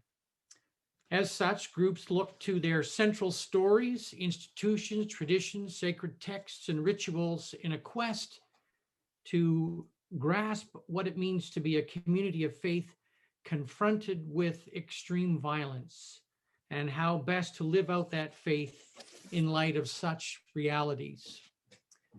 As religious leaders in uniform, Christian, Muslim, Jewish, Buddhist, these men and women of faith often witness the horrific acts of violence and its effects known to conflict and post-conflict environments, manifest in the tragic loss of life and livelihood, and often accompanied by the staggering movements of refugees in search of sustenance and safety. It is circumstances in time and space such as these that challenges one's belief and time-honored traditions, precipitating new self-understandings of chaplaincy itself. Demonstrative of an expanding hermeneutic of peace has been the impulse among chaplains to draw on the understanding, imagination, and requisite values of their collective faith traditions to aid conflicting groups in rehumanizing the other. Chaplains continue to engage the religious other as agents of peace. Now, Brown's contribution in the Seven Testaments is singular in that, as David Bruce cites, it promotes a hermeneutic of friendship versus that of suspicion. I found that to be quite profound. Now, Brian's scholarly and respectful treatment of the sacred texts of the major world religions beckons one to listen both to the texts and the peoples of other faith traditions. In a climate of creeping religious extremism, his contribution is tantamount to a gift.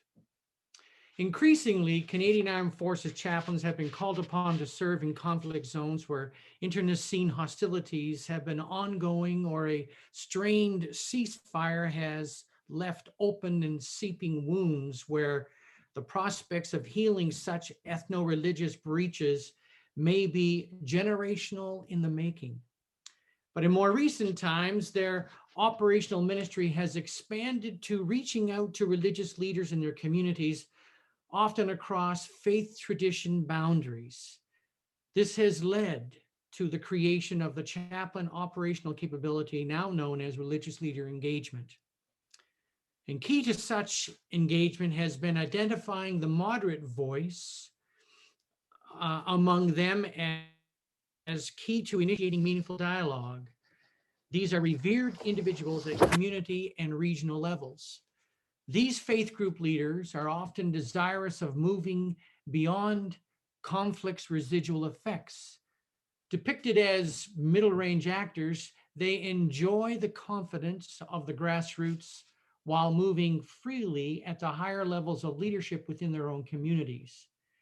They often enjoy a network of relationships that cut across lines of conflict and identity divisions within society. In this capacity, they are understood to be boundary spanners. As such, those of more moderate voice are often cognizant of those of kindred spirit within adjacent faith groups, a foundation upon which to build. One such experience was at the height of the Bosnian War on the outskirts of Sarajevo, a city under Serbian siege at the time. Once the local religious community discovered that there were Canadian priests with newly arrived Canadian contingent, an invitation was extended from the Muslim community for dialogue. My ongoing engagement with Imam Asim Astajic, a man responsible for 60 mosques in the southeastern region of Sarajevo, was nothing short of transformational. He was a middle-range actor. These initial encounters eventually led to the successful facilitation of an interfaith celebration of peace in the Canadian compound with the participation of the religious leaders of all three faith groups, Bosniak Muslim, Serbian Orthodox, and Croat Roman Catholic, a visible witness to fraternity and solidarity to their respective communities during a time of intense bloodletting. In Afghanistan, where tensions spilled over into violence between Sunni and Shia Islamic traditions, our Muslim chaplain collaborated with a Global Affairs Canada diplomat to reconcile differences and lessen tensions between the Sunni and Shia leadership of the Ulama Council, a body of 12 Islamic scholars which served in an advisory capacity on religious matters to the governor of the province of Kandahar. In more recent times, chaplains have served in Ukraine, where Orthodox, both Russian and Ukrainian Orthodox, and Greek Catholic traditions are predominant. And presently, we have chaplains serving in Latvia, one of the three Baltic states, which is Lutheran, Roman Catholic, and Russian Orthodox. In Op Impact, Canadian troops are in Kuwait presently, where they are helping Iraq to establish stability and security following its occupation by ISIS. Our Muslim chaplain is liaising with the local imam who serves Kuwaiti military personnel and civilians.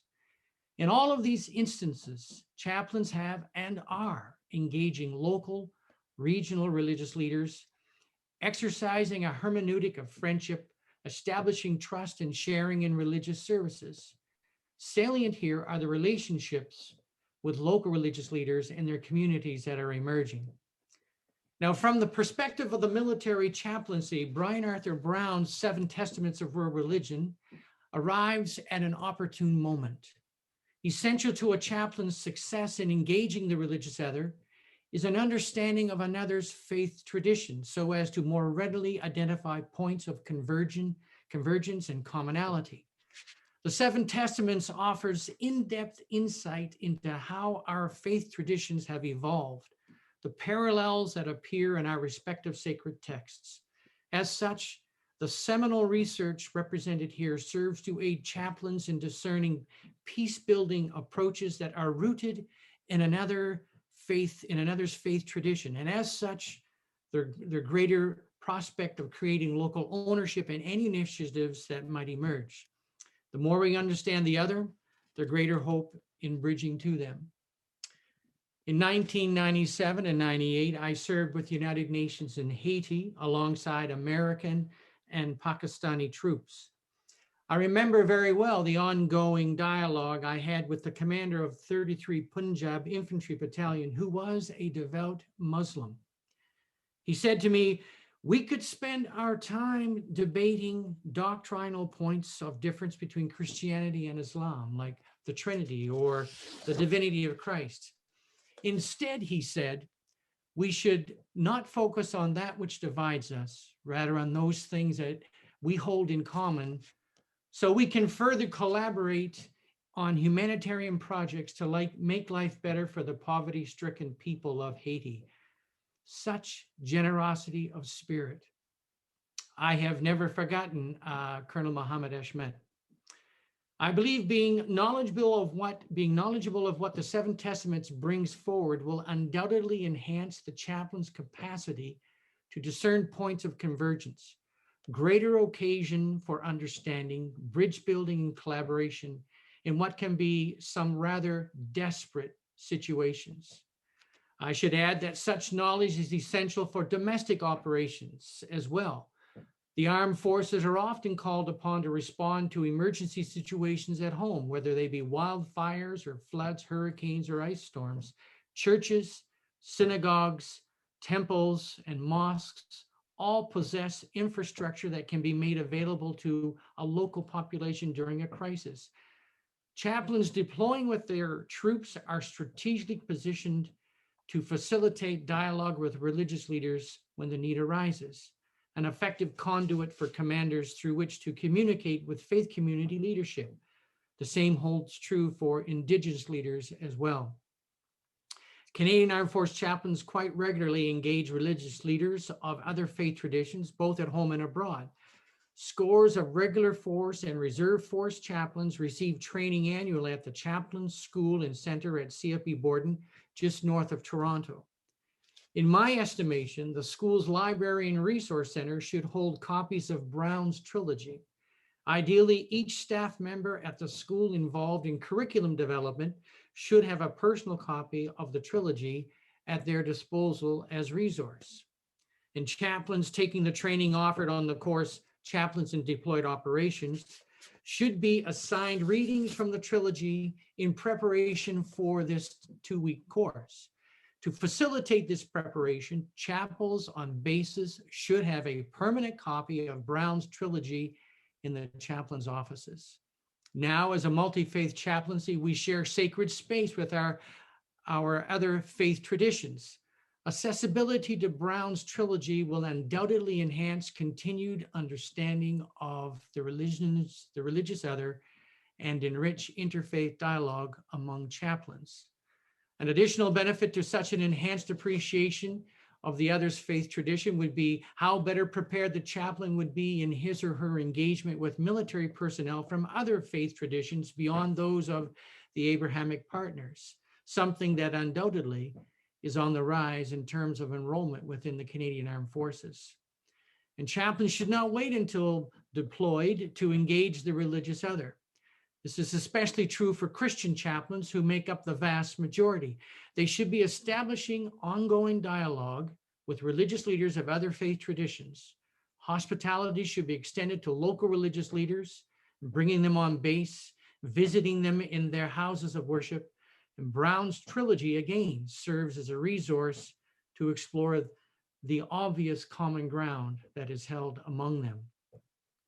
Now, I know that Major General Chapdelaine, our chaplain general, is listening in today, and we look forward to having him weigh in on this subject. He, more than any of his predecessors, has raised the profile of religious leader engagement and interfaith ministry internationally. His knowledge and experience are rich. Thank you very much for the opportunity to share with you. A different venue for sure. Well, Stephen, you've shown us one more area in which this approach seems to be possible and valued, and we thank you. Well, Professor Brian Adams of Griffith University in Australia is a Mormon, or a member of the Church of Jesus Christ of Latter-day Saints, as they're known these days. In a partial, I'd say, response to a question about minorities by Dr. Steiner, he seems to feel that his being a part of the Mormon tradition does not compromise his enthusiasm for the Seven Testaments trilogy for its sense of overarching image in the public fora, pointing back to the common origins of spiritual awareness upon which Mormons and others have established something of what has been revealed to them. It's very early in the morning in Australia, I think. And so I hope his alarm clock went off this morning. Do we have Professor Brian Adams with us? Yes, you do. Ah, good. Greetings from Australia. The sun looks like it's just now over the horizon and ready to get us all going on the day. And my family's starting to wake up, so you may hear a few bumps and interesting sounds coming as we go along as well. I want to thank you for letting me be part of this. I'm the other Brian in this conference, and it is a pleasure to see you. Now, as I begin my remarks, just a broad observation. It's rare to encounter the breadth of vision that it must take to put together something like this trilogy across the various traditions. And it kind of brings to mind to me Jared Diamond's Guns, Germs, and Steel type sweeping vision. And so I've appreciated quite a bit getting into it and expanding my own perceptions and understandings through this. And one question I'd like to have answered at some stage is... Set you off on an exploration, like a side venture, you know what I mean? Yeah.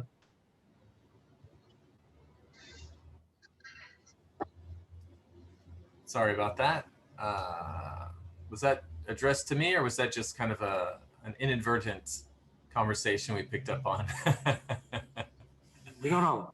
All right, carry on.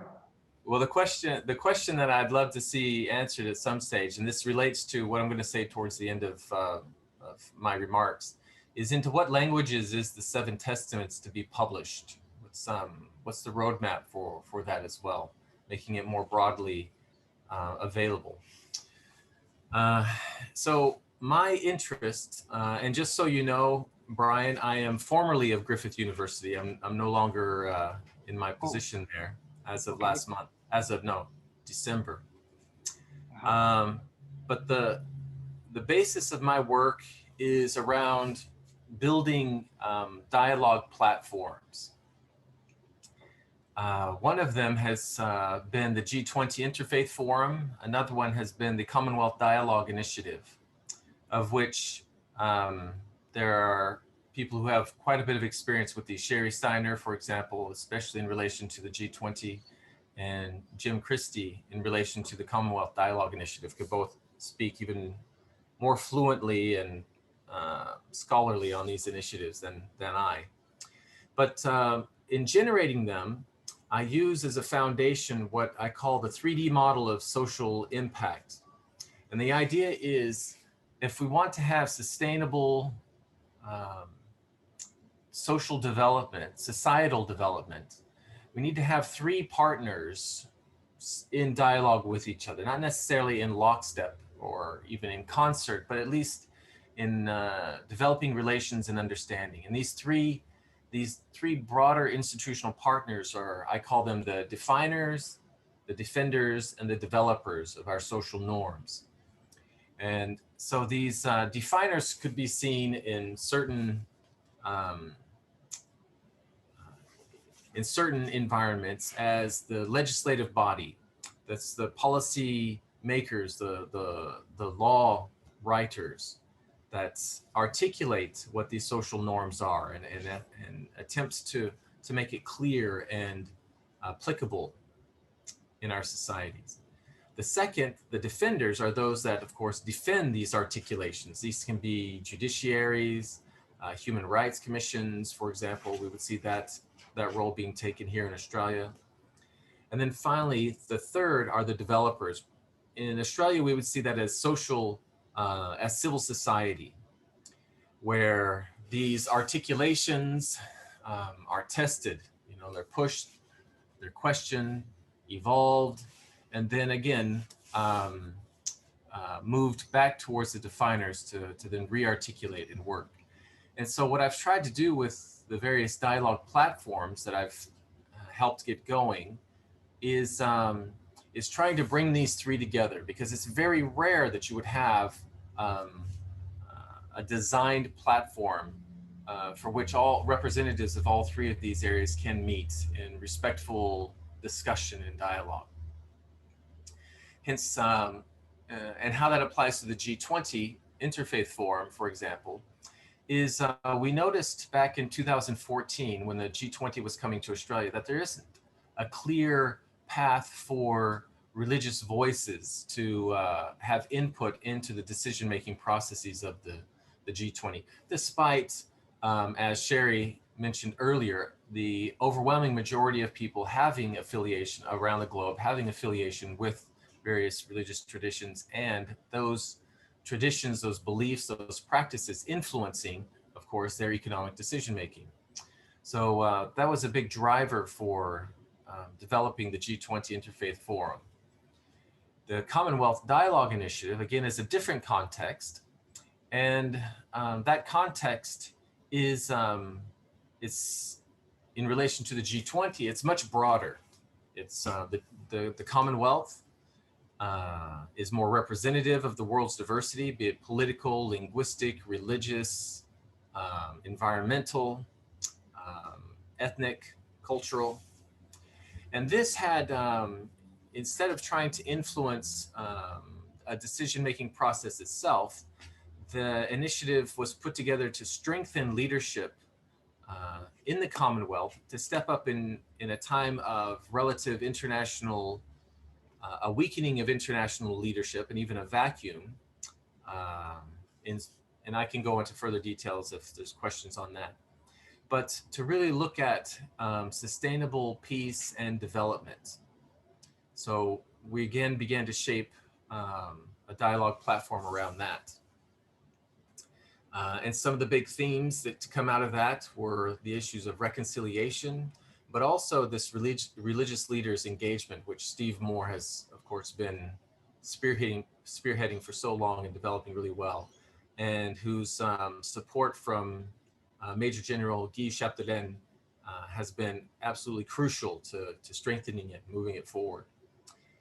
And it's been my great pleasure, professional and personal, to be engaged in these various dialogue platforms. But how does that relate to the 7 Testaments, right? I'm sure that's the question Brian and many others are asking. And it's more of a proposal that I want to put forward. So one of the initiatives that's still missing in the world today is what I would call the Paving the New Silk Road. And this is a way of engaging with the One Belt, One Road initiative out of China, but through an interfaith, intercultural dialogue platform. And what I mean is, I have several years experience of working in sub-Saharan Africa and experiencing also China's impact on their economic, political, cultural development in that region, and imagining a similar possibility with its many problems and opportunities as the One Belt, One Road unfolds across Central Asia. Now, engaging in interfaith, intercultural dialogue as an important part of this policy, well, I would say there are 5 reasons why we would want to do this, at least from our perspective. And I'll list those I'll just hit those real briefly here. So a dialogue process that engages with faith and cultural communities together with secular institutions can have significant collective and generative impacts on the development of that region. So, for example, well, first of these is that this type of dialogue process can strengthen social cohesion and peace, thus breaking the link between religious fragmentation and conflict that we're beginning to see, well, that we are seeing, not just beginning to. Second, such a dialogue process brings together a range of perspectives, insights, traditions, and worldviews that may be used as fuel for innovation, not just economic, but social responses to the challenges that are evident in this policy proposal. Third, you want to look at the collective aspects of interfaith, intercultural dialogue. It has a generative feature. And what I mean is the act of bringing together different perspectives in a respectful, safe setting allows the generation of new interpretations and collaborative perspectives that can be added to the resource base for such an initiative, One Belt, One Road initiative.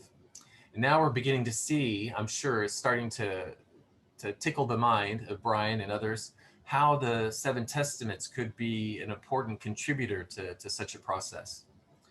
But moving on to the last 2. So a fourth, but no less important way interfaith, intercultural dialogue can impact the development in this region is its capacity to unite and give greater articulation to the corrective or normative perspectives of faith communities. For example, in the areas of social responsibility and sustainability. And this touches upon some of the things, the questions that Sherry raised in her presentation just a few minutes ago as well. And this is especially important in this context, as it will help make the development more appropriate, sustainable, ethical.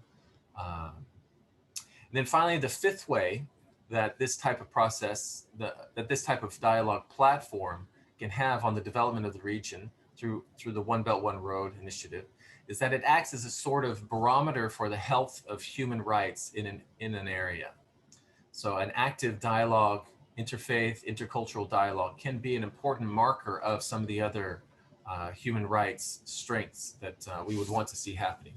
And this is perhaps not as direct an impact, but successful interfaith, intercultural dialogue requires and reinforces various human rights, such as freedom of assembly, freedom of speech, freedom of religion, so on and so forth.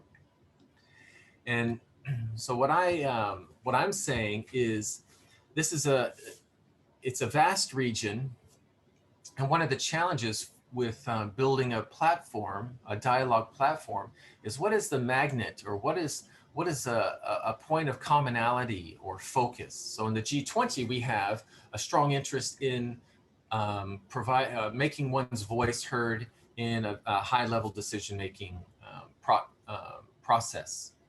And so that we're able to bring together a broad range of perspectives and strengthen the contribution that faith communities can make to those decision-making processes.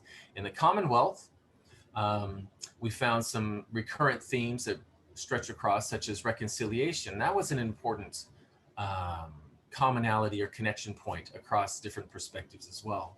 And then finally, perhaps the 7 Testaments can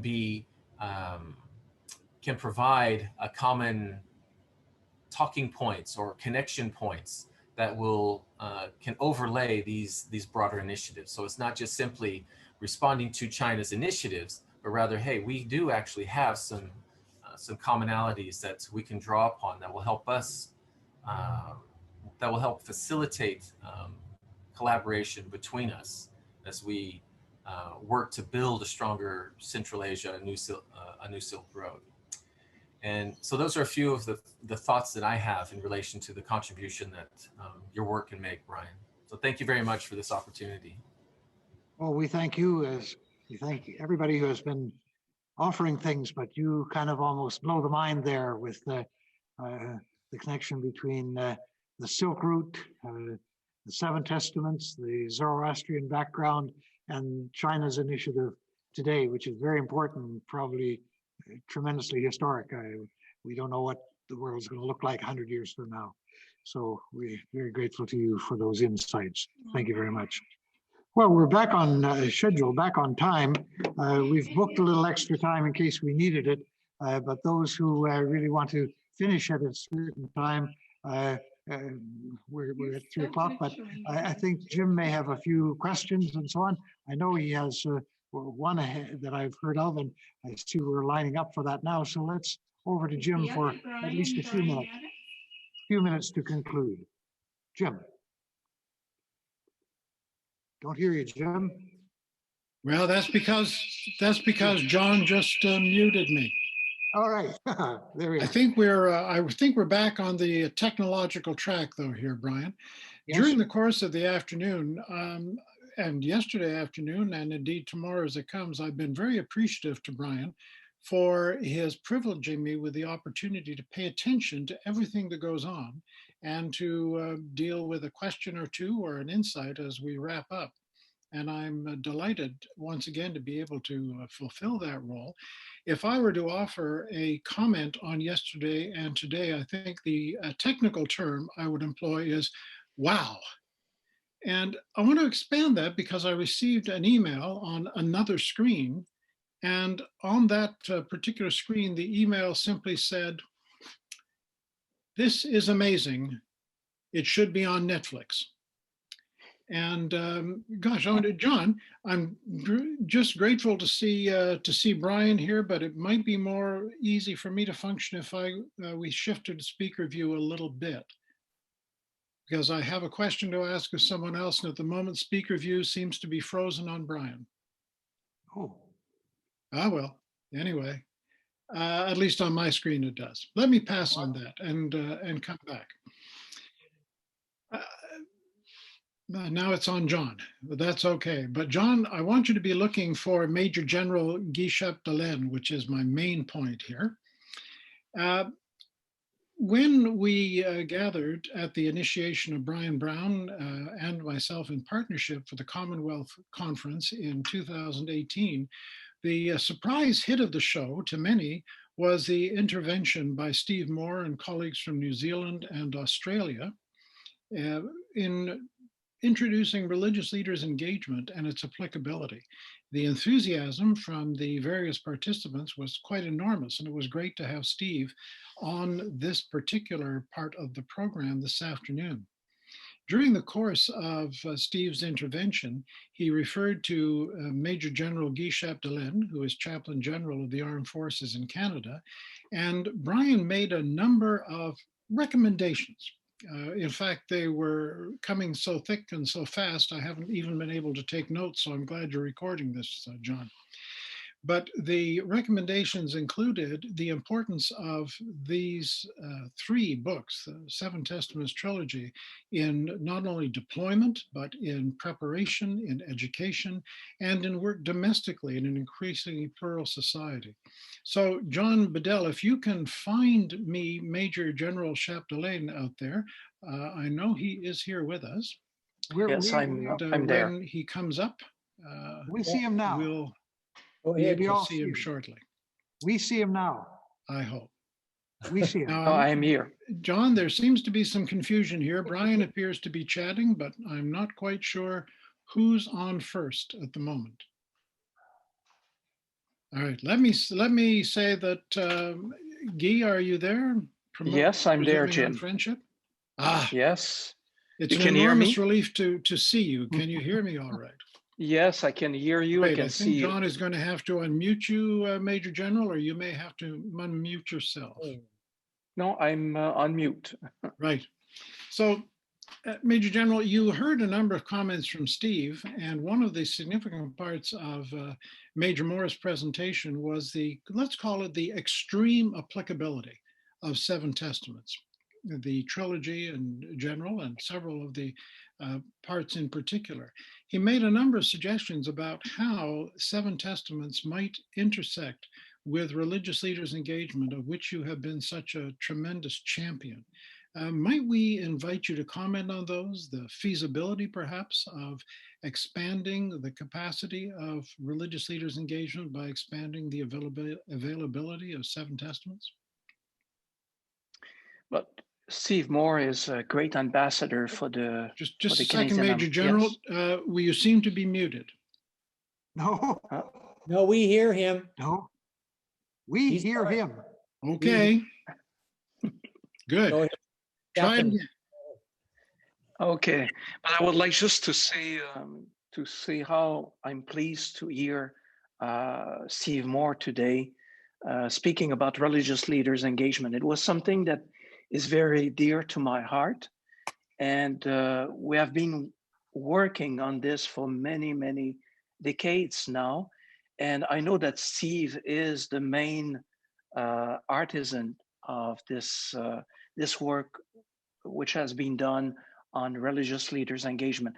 I agree, I concur with him that the trilogy or the Seven Testaments can be a useful tool because when you engage with the others, you need to get to know them.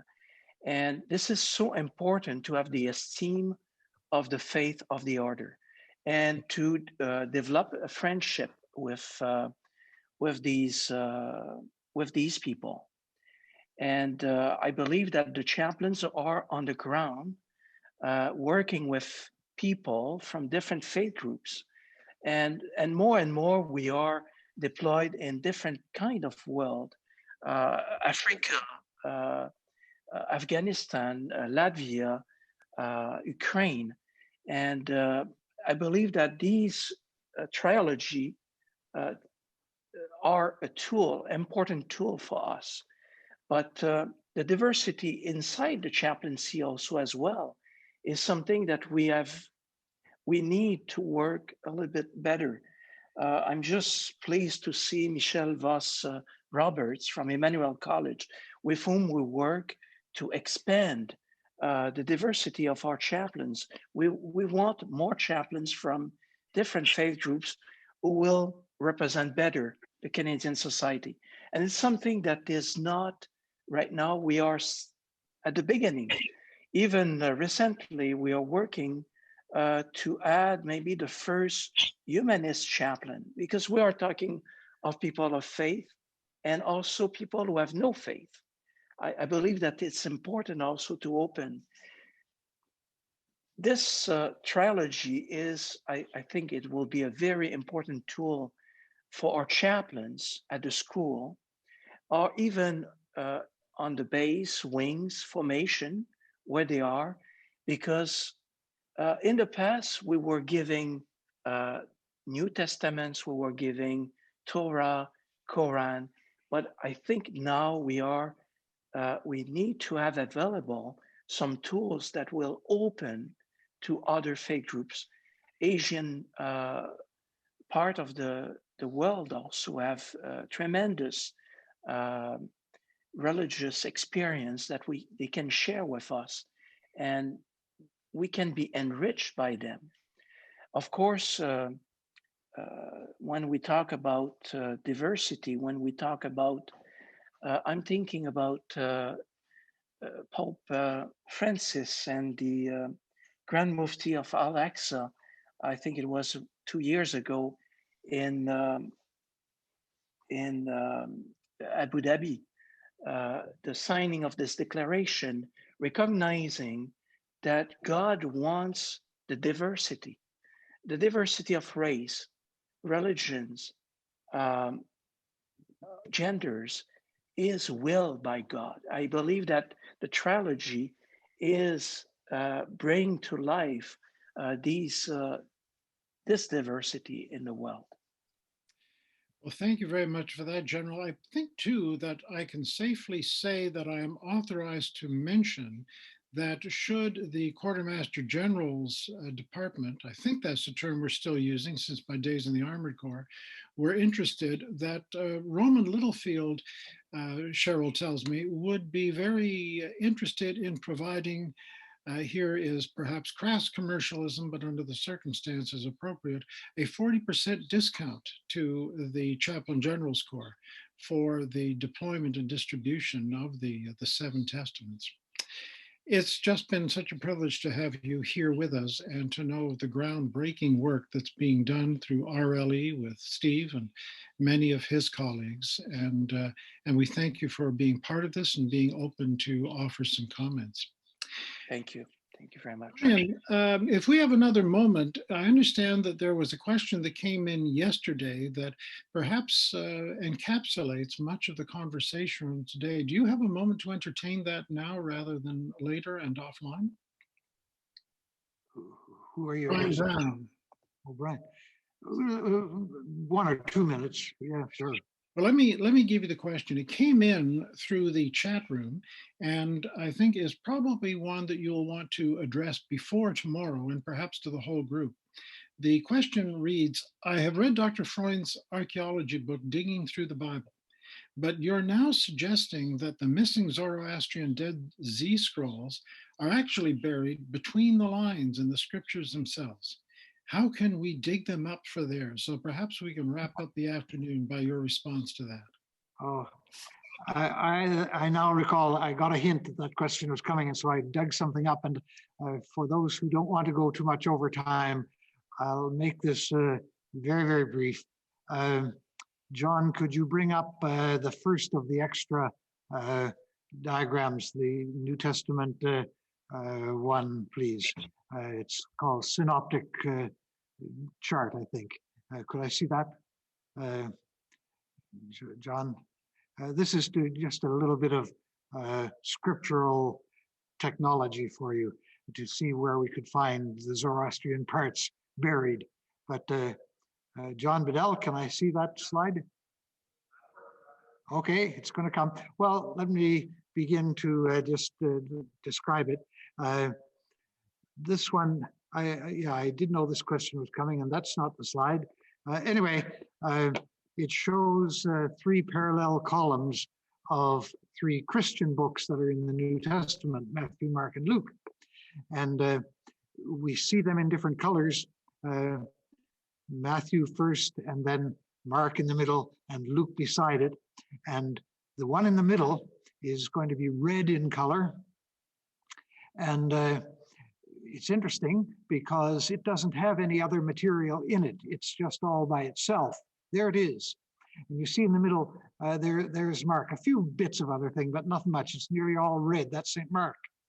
Okay, but we know by putting them side by side and coloring them that the red parts in both Matthew and Luke are word for word from Mark. So we assume that they had Mark when they were writing their Gospels. This is interesting to us because we're going to do a similar thing with Zoroastrian material in a minute. But if we see that that it's red and it doesn't have much else, he did not have the yellow parts, which are unique to Luke.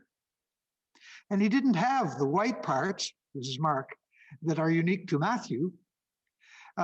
So he told his story, and it is probably therefore the first. But when they wrote, they had his material. They each had some of their own material. The yellow is unique only in Luke. The white is unique only in Matthew. But they also had those blue parts, and they are word for word the same. We can tell that Mark didn't have that, but they had it. We don't have a separate blue document anywhere. The scholars call that blue material the Q Gospel, which got lost. It's early sayings of Jesus, and both Matthew and Luke had it in hand. They had the Q document, they had Mark, and they had their own material, white and yellow. This helps us to see not only which one was first and what else they shared and what was unique and so on. So that's fine. That's a practice in terms of seeing what lies beneath the scriptures. I have a second one that is about the Hebrew Torah. Here we have, and this is Genesis, Exodus, Leviticus, Numbers, and Deuteronomy.